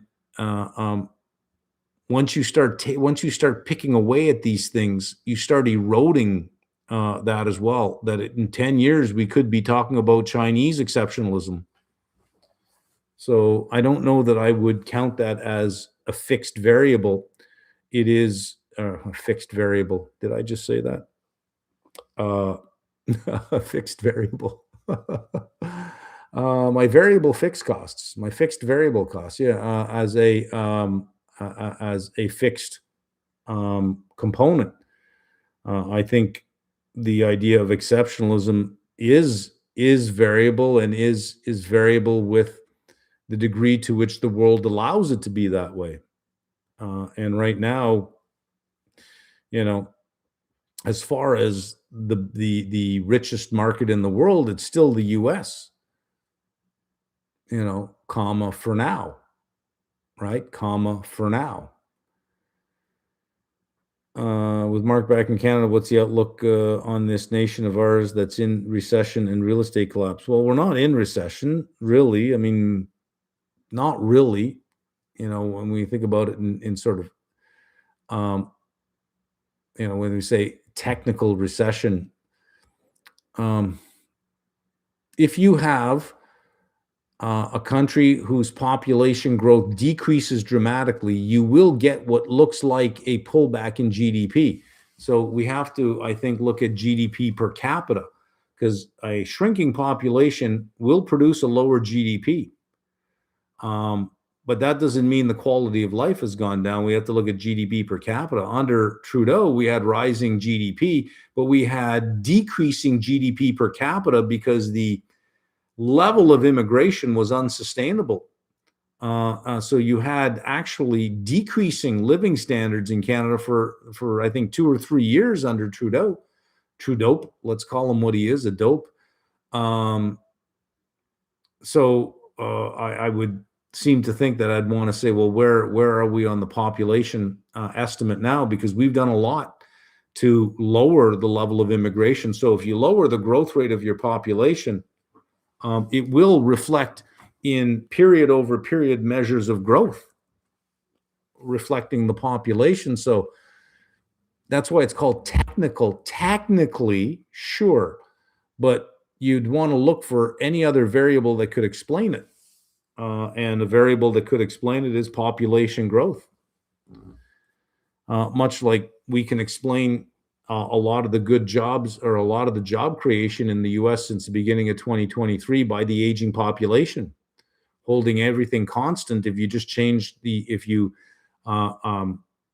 controlled for demographics, you would not have all of those healthcare jobs that were added. They weren't added because you have a robust economy. They're added because you have an aging population. So you look for other possible explanations for why something is the way it is when you see an economy that's producing lower GDP growth on a relative basis, quarter over quarter, year over year. Population, the change in the growth rate of the population can explain a lot. What's the most successful option strategy? I don't think there is a most successful option strategy. In a bull market, the most successful option strategy is price synthetic long. Directional, I shouldn't say synthetic long. Directional is probably the most successful strategy. But you can do well with, if you're very good at harvesting theta, you can do very well betting on time, because you're 100% right on time. You just need the right underlying. If you're very good at volatility, you can do very well on that as well. A good theta trader can usually consistently outperform the market on a return basis. If you measured a Sharpe ratio, which you couldn't because it wouldn't be a normal distribution, but if you corrected for skew and kurtosis, probably not on a risk-adjusted basis, but on an absolute basis, sure. Sorry if I'm probably being annoying and asking a question you've already asked a lot. Have you talked about the SpaceX IPO? No, I haven't talked about it. I'm really not into IPOs at all. I don't think I've ever participated in an IPO ever. I have no desire to.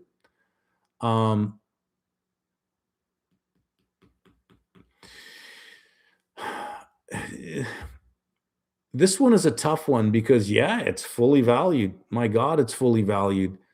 But it's a story. It's a big story. And you're seeing it being told in a number of places. You know, Jamie Dimon gave Elon Musk a platform to talk about things. I think there were a couple of podcasts this weekend. I didn't click on them saying the space economy is just beginning. You know, it's like, okay, well, I think that there might be something, you know, if you're trying to tell the story, it doesn't hurt to throw, you know, a couple $100 at this podcast or a couple hundred at this, saying, okay, tell a story about this, and you know, we're not your sponsor, but here's the story you're going to tell. I don't know if that shit goes on, but it seems odd they all show up at one time and all in the same direction. The Google and Anthropic cash flows are going to do a lot. There is no limit to the story you can tell about space. There is no limit. You already had a report last week that, Starlink will start to threaten AT&T and Verizon, right? That story getting bigger and bigger and bigger and bigger, and 30% reserved for retail, which is usually never done, and index inclusion almost right away, which is usually never done. It could be as ridiculously valued as Tesla for as ridiculously as long. So you're not buying a company, you're buying a cult. You're buying a cult of one man. You're buying one guy. You're getting a piece of one guy. That's what you're buying. So, you know, who knows where it can go. Look at NASDAQ now. Look at ES. All of them good green. Let's see where our energy went to. Still hanging out there, and the market is saying, Again, never underestimate the market's willingness to ignore absolutely everything. Gold now green. Silver only down 81 cents. Copper down less than 2 cents now. And we have one more minute to go, and we will see how our chip stocks open up. And they should be open now. What do we have? We have Micron up $16. We have SanDisk up $13. Intel up 39 cents. NVIDIA up 87 cents. Intel might get interesting, especially if, there's only a few big companies in the world that do advanced packaging. Intel is one. It might get interesting. Micron up $22 now. That's the important thing. As long as this Micron up $26, 25. There's the 20. I saw a 27 handle on that. And up we go. And futures up. Metals getting there. Energy still doing what it's doing, and ZQ still doing what it's doing. Forex, no real stresses in Forex right now. Still the yen, that's your wild card there. How's software doing? Cybersecurity, nothing is open there yet. Well, still printing some negative numbers. Broadcom, 327. Where is, do we have Sienna in here anywhere? I think it's down here. Sienna is down another $5.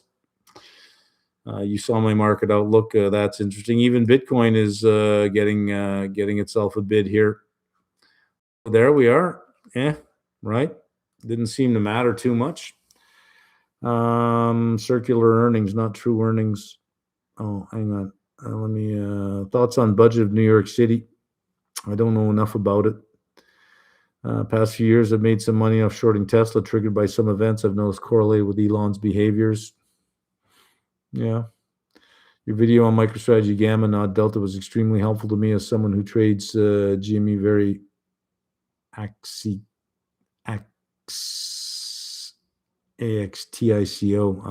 You crazy kids and your shortcuts. I don't understand that one.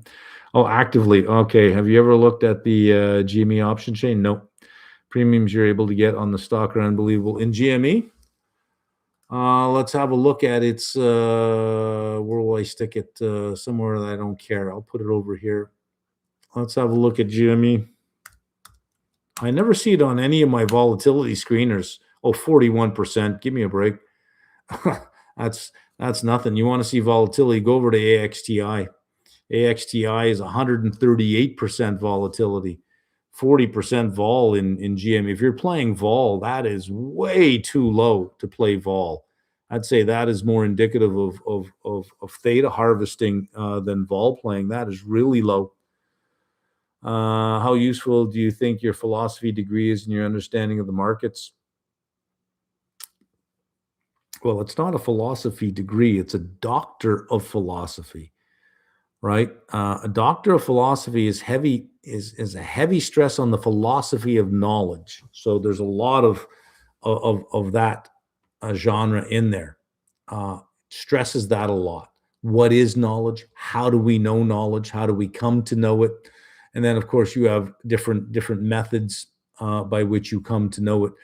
And it is more philosophical than anything in terms of, your definition of what it is.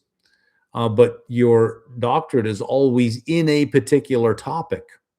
So it's not as if my doctorate was in philosophy itself. It's just all doctorates that are not DBAs. All doctorates are doctor of philosophy. So even if you got a PhD in computer science, if it's a research PhD, it would still be called a doctor of philosophy. So there's that. Do I find it useful? Not really. Because I think what you'd find most useful for the markets is a line from Rudyard Kipling's "If." If you can walk with kings but not lose the common touch. So what does that mean? It means that you live on some intellectual level. However, you must be aware that the market is more about the common touch than the intellectual touch. That there's an expression in the market is that you can be too smart for your own good. So sometimes in the market you have to blindly go into rooms that you would never go in when you consider the second, third, and fourth order effect. Is you'd have to say, look, I got to dumb this down a bit, and I can't overthink this, right? Don't overthink some things, and you just got to run in, but you suffer from the burden of knowledge, and your mind is trained to think certain moves ahead, that it becomes very difficult to say, but I know how this will end. Yes, but not today. Not today. So I think if you can remember that line, that the more education you get, remember to stay grounded. If you can walk with kings but not lose touch with the common man, and the market is the common man, right? So you can't. Sometimes your second and third order thinking is what you need. And then sometimes you need to just dumb it down a little bit. Don't be so smart. And that kind of is what makes the market hard to play sometimes for people who consider themselves very educated and very smart. They don't do well when you think, but you should do well. You really know this. You should do well. I would argue that the more education you have, the more you should be a value investor. Because that is all you think about is the second and third order effects. And that's where you make your money, is being contrarian and being a value investor, but you better have patience. But if you're going to be a momentum or volatility trader, you need to put that education on a shelf and you need to dumb yourself down about 20 to 30 IQ points, and you'll be just fine. You'll be just fine. You ever wonder why some people, you know, don't seem to have much intellect, but my God, they do well in the market. They can just read it. Is because they don't suffer from the burden of knowledge. That they do run into fires when you would say, "What the hell are you doing?" Yet they make money, right? So sometimes you need to dumb it down. How does that sound? Why are fund managers like ARC investing in CoreWeave at 105? Again, dumb it down. The first move would seem to be, look, they've got Nvidia backing, they've got all these big contracts, they just raised money at an investment grade rating. I mean, if you tell the story with a bunch of shortcuts, it sounds like a good story. But if you think ahead, it's not going to end well, but not today. I'm playing its volatility because its volatility is very high. The benchmark for playing volatility is 0 delta, 0 gamma. That's the benchmark. That's what you want. But that's expensive to get, and it's expensive to maintain. So you're going to have to accept some deviation from your benchmark. Your decision is, do I want to play this with negative delta or positive delta? For CoreWeave, I've made the decision that I want to harvest their volatility, but I'm going to do it with negative delta because I'm comfortable. If need be, and it gets assigned to me, I'm comfortable being short, but I am not comfortable being long. AXTI, on the other hand, at these levels, I play its volatility from the long side. I'll accept positive delta when I play that. So if in the space I have enough volatility plays that give me negative delta and enough volatility plays that give me positive delta, they should, as a portfolio, work out very well, and I should just harvest theta each day. To give you an idea of where I am, in my portfolio, I as of late, I don't really pay too much attention to things like where am I in terms of how much delta I have. I think better in terms of how much theta I have, and with what I've done on Friday, my theta is 26,000. That is 26,000 a day in theta. My Vega is negative 38,000. So you can see right away I am short volatility because I sell high vol options and I get paid through theta. So if volatility starts to decrease, for every 1% that the portfolio volatility decreases, adds $38,000 in gain. And every day that goes by adds $26,000 in gain on theta and Vega. Now, delta may have something to say about that, but that's not the market we have. I don't like the delta market we have. Now, I do have overall positive delta, but my portfolio is set up such that it has very large theta and very large Vega, because that's where the money is.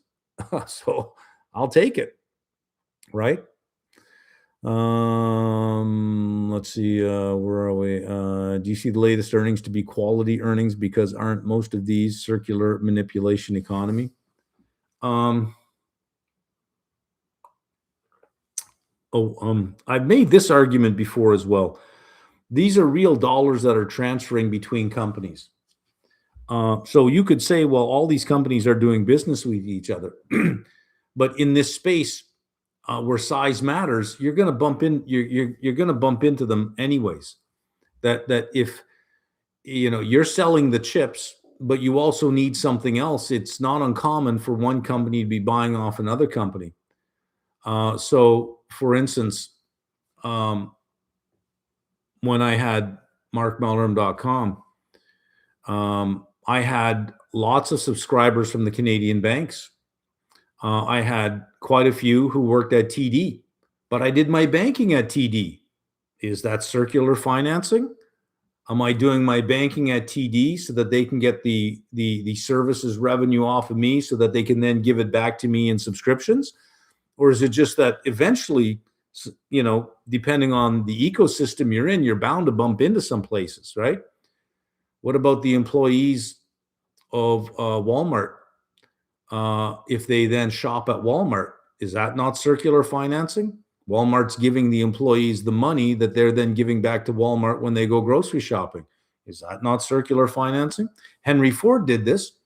He said, if you pay a good wage, you then create a whole bunch of consumers who can buy your product. Is that circular financing? Now, in the 90s, late 90s, .com, there was a lot of circular financing in there. There was a hell of a lot in there, and oftentimes didn't come with cash.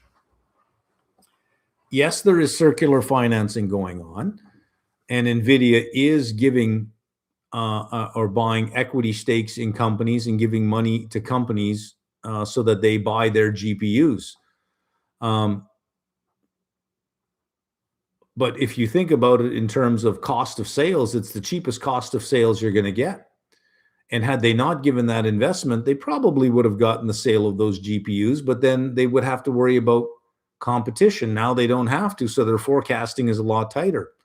Yes, there is a lot of this going on, but where are you going to go? I mean, Amazon is going to want a piece of the AI puzzle somewhere. So Amazon invests in Anthropic, but Anthropic's going to need some kind of computing capacity somewhere. Well, guess what Amazon has? There aren't too many places to go. So they're bound to bump into each other somewhere out there. So I'm of two minds on this. Number one is, I'm not seeing this as a really big deal. And the other side is, well, sure, a lot of it is going on, but each one individually, I would say, but that's just a good management move, so I don't know that I'm too disappointed with it. 8.2 earthquake in the Philippines, tsunami warning issued.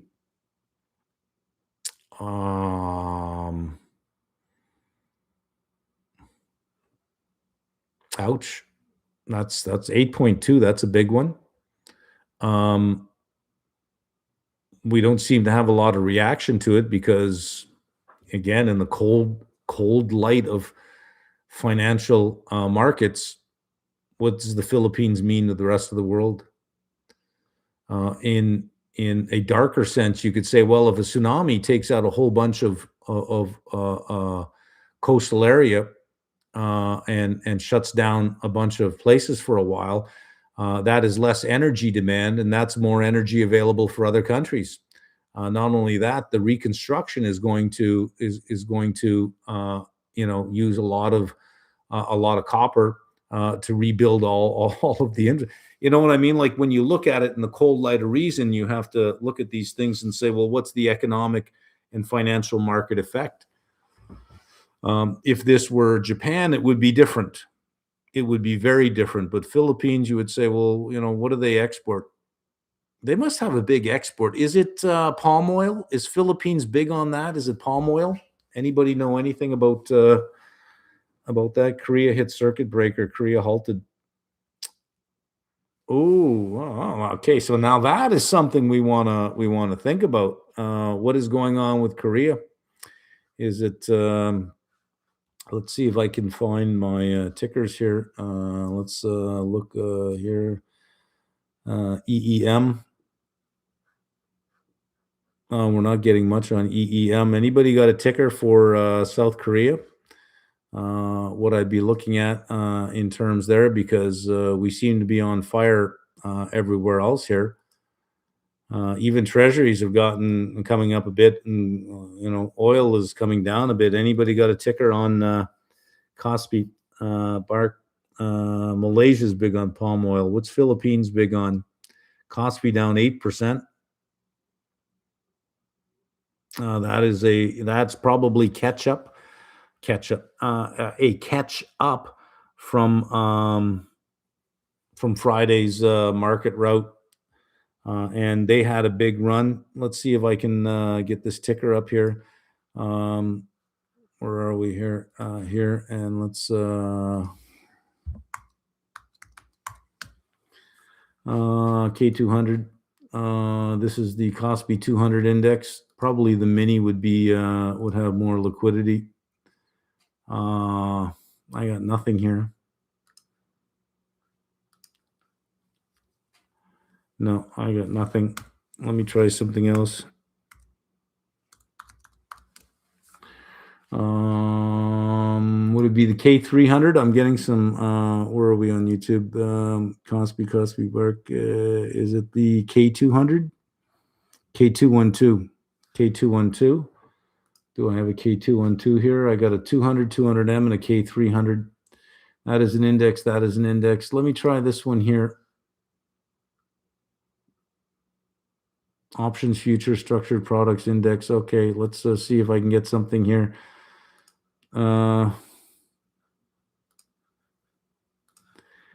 No, I need a data subscription for this. Well, that's okay. I don't really need that. EVE. Where are we? No, I'm not finding anything under EVE either. South Korea ETF. EWY. Let's try EWY. There we go. Wow, it's up 3.7%. So I'm not seeing what you're saying. It doesn't really matter. It's not showing up in the American markets.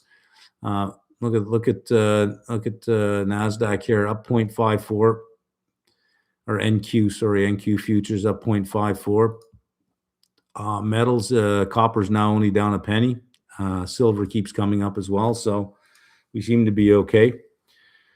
Thoughts are explain SPY, gamma exposure, put wall, call wall, and the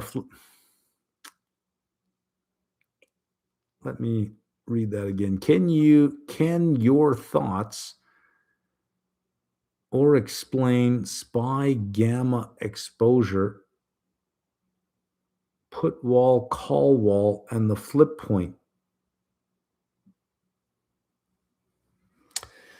I'm not making sense of that sentence here.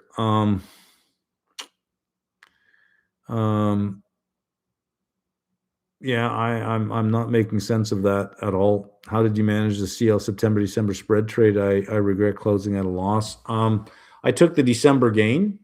I closed the December CLs. I took the gain, which left me with an unrealized loss on September. But then I sold the 110 puts, the August 110 puts with the September underlying, which if I held to expiration would give me a gain on that leg. So a gain on both legs. Right now, when I took the December, I had a gain of 115,000. So where are we on CL? Negative 81,000 here, offset by 18 gain, 18, 19, 20, 21, 22, 23 and change off of the 81, 71, 61. So I would, if I closed everything here, I'd have a loss of 58 on that leg against a gain of 115 on the other leg. But I think that loss of 58, I can get that down. Every day I wait, I can get that down. So I will wait.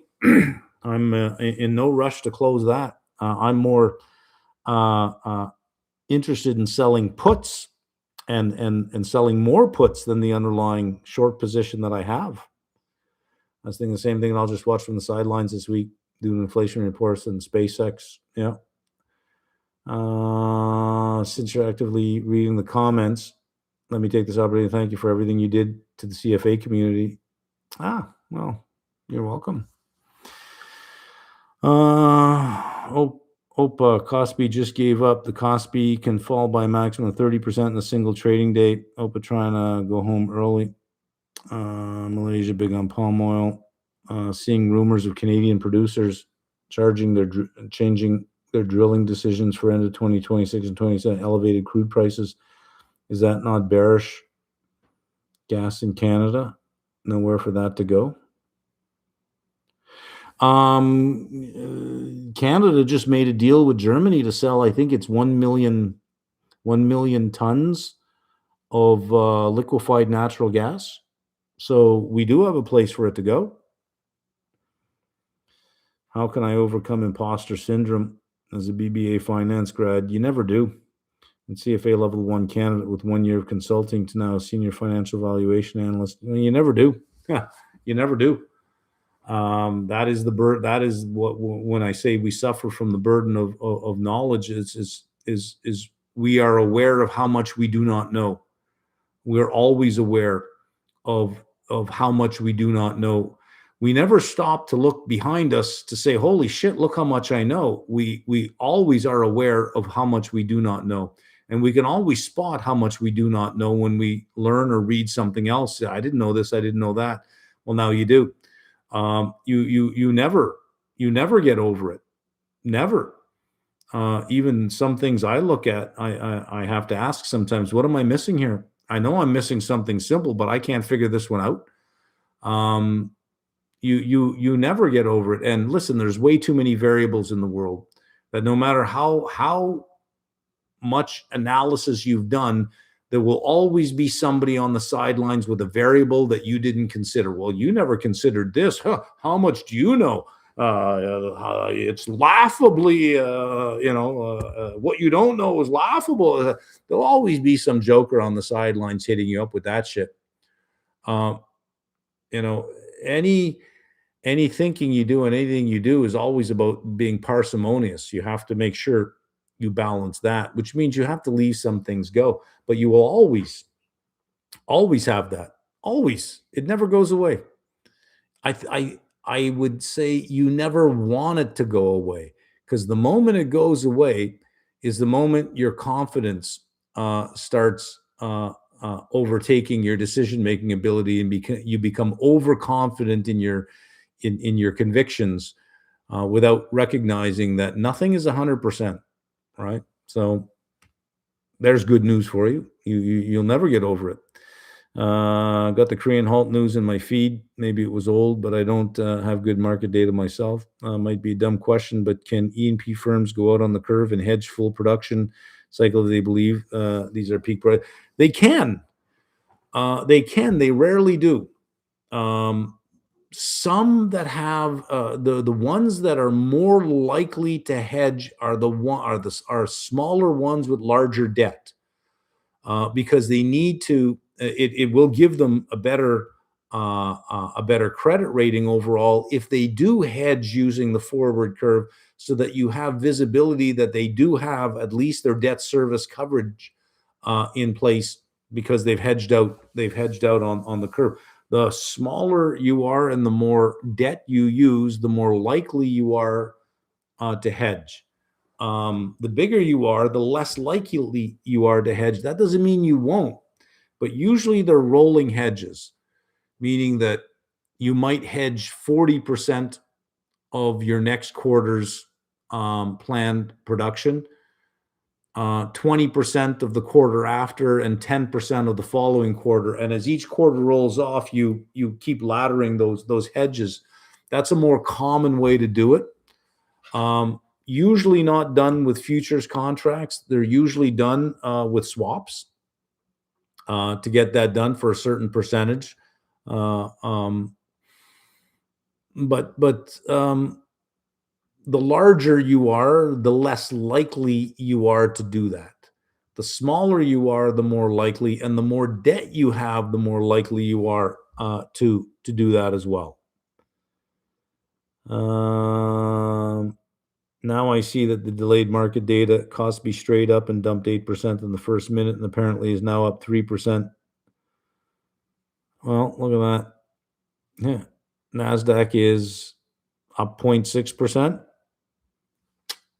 There we go.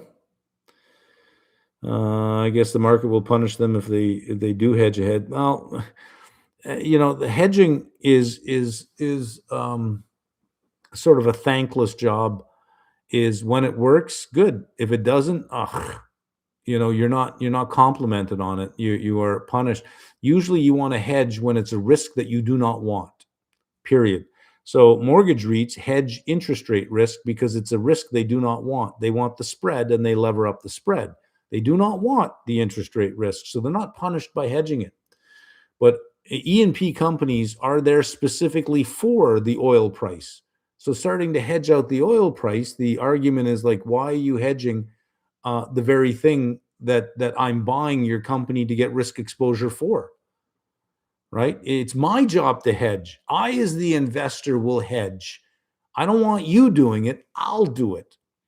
But if you do have a lot of debt and you're smaller, well, then I can see that you're hedging your forward production for debt servicing ability. Okay, I understand that it's more operational than strategic, but I'll hedge out the oil. Thank you very much. Finished all your energy sector readings. Really? Wow. And just started on a gas desk last week, hence the category of questions. Thank you. Being a sub since first year uni. I'd like to talk to you about that if you feel that it's helped you. I tried to be as thorough as I could. What a bounce. We are up. We are up. We don't really care about much. Now, this could disappear by tomorrow. That's the one thing about these markets that we just don't know. I mean, for you used to be able to tell something from Sunday night, but this looks like a good move. Treasuries are there. This is coming down. We got one handles on oil now. That's coming down. There is EWY up 2.75%. Gold now green. Copper threatening to turn green, down 0.06. You're only down 60 cents on silver now. Aluminum all green as well. Futures all green as well. Forex, I'm not seeing any really big moves to worry about. Our chips, look at this. Chips are all green. Micron up $43. SanDisk up $25. Seagate up, Western Digital up, onsemi, AMD, Intel, NVIDIA. And when you looked at Hyperliquid this weekend, it had Micron about 906. And look at this, we're 909. Not bad. So if on the weekend you want to get some idea, if it's a Saturday and you say, well, what's the sentiment out there? Hyperliquid is pretty good. And the more people that are using it, you are actually getting tighter sort of short-term forecasts on this one. But SOX right back up there. Our software space, well, mostly green.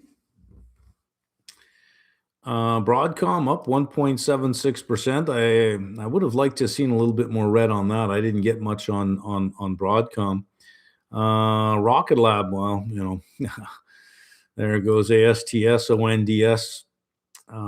Planet Labs, those were beaten up quite a bit. CoreWeave still red, as it should be. Circle really took a dump. I think, unjustifiably. I think eventually it's a big short. But if you're going to have rates at this level for a period of time, their revenue is safe for a period of time. They need to focus on getting their circulation a hell of a lot higher. And to move away from having to pay Coinbase so much of their revenue. Whereas AXTI up 273, AAOI up 643. First Solar coming back as well. Again, it is pre-market. We don't really know.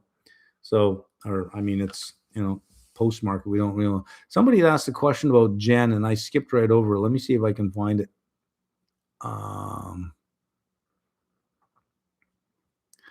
The Gen Spotlight was really interesting. Have you done any other SaaS companies?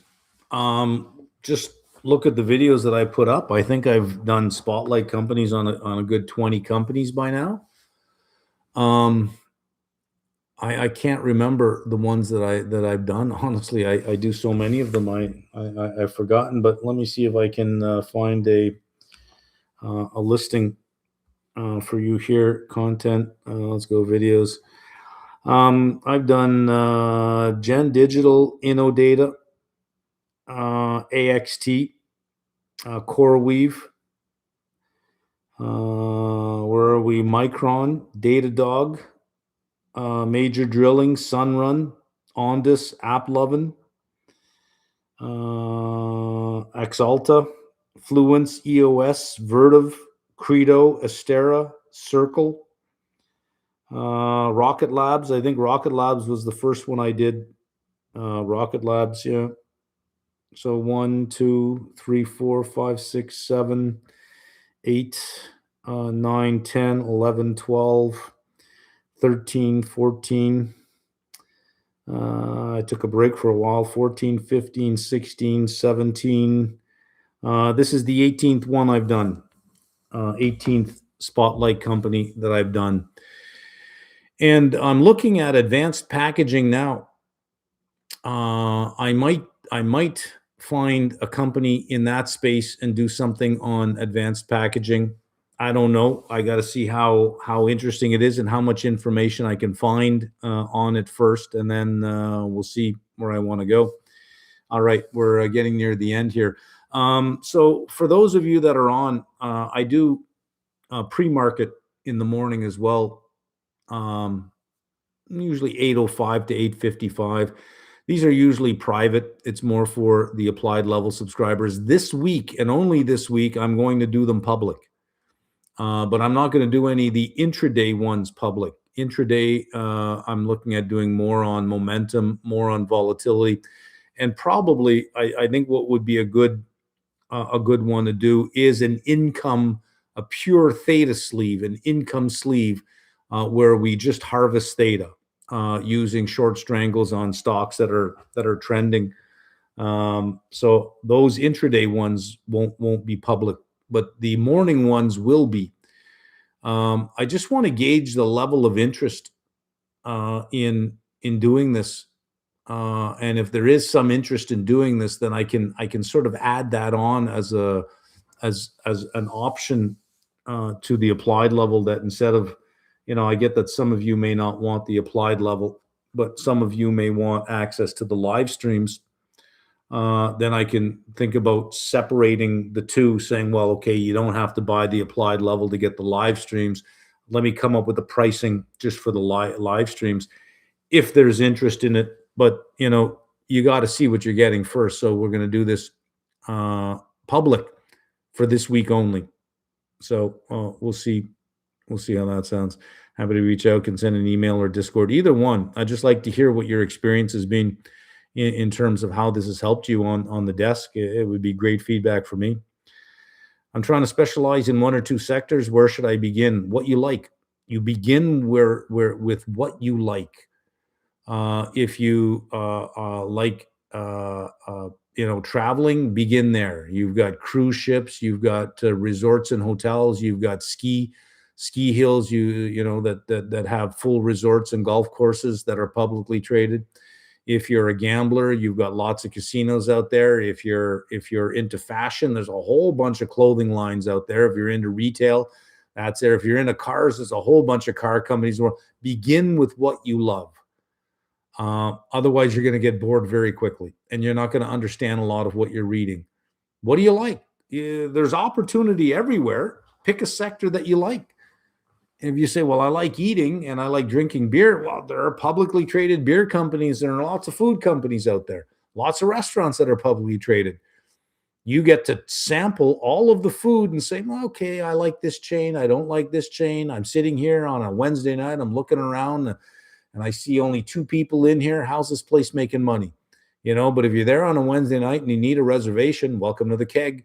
If you need a reservation, even on a Wednesday night, well, that's something you want to buy, right? I mean, you can do your own market research. Think about that. So trade and learn what you like.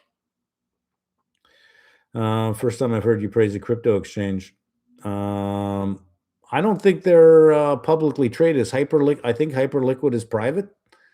I don't know.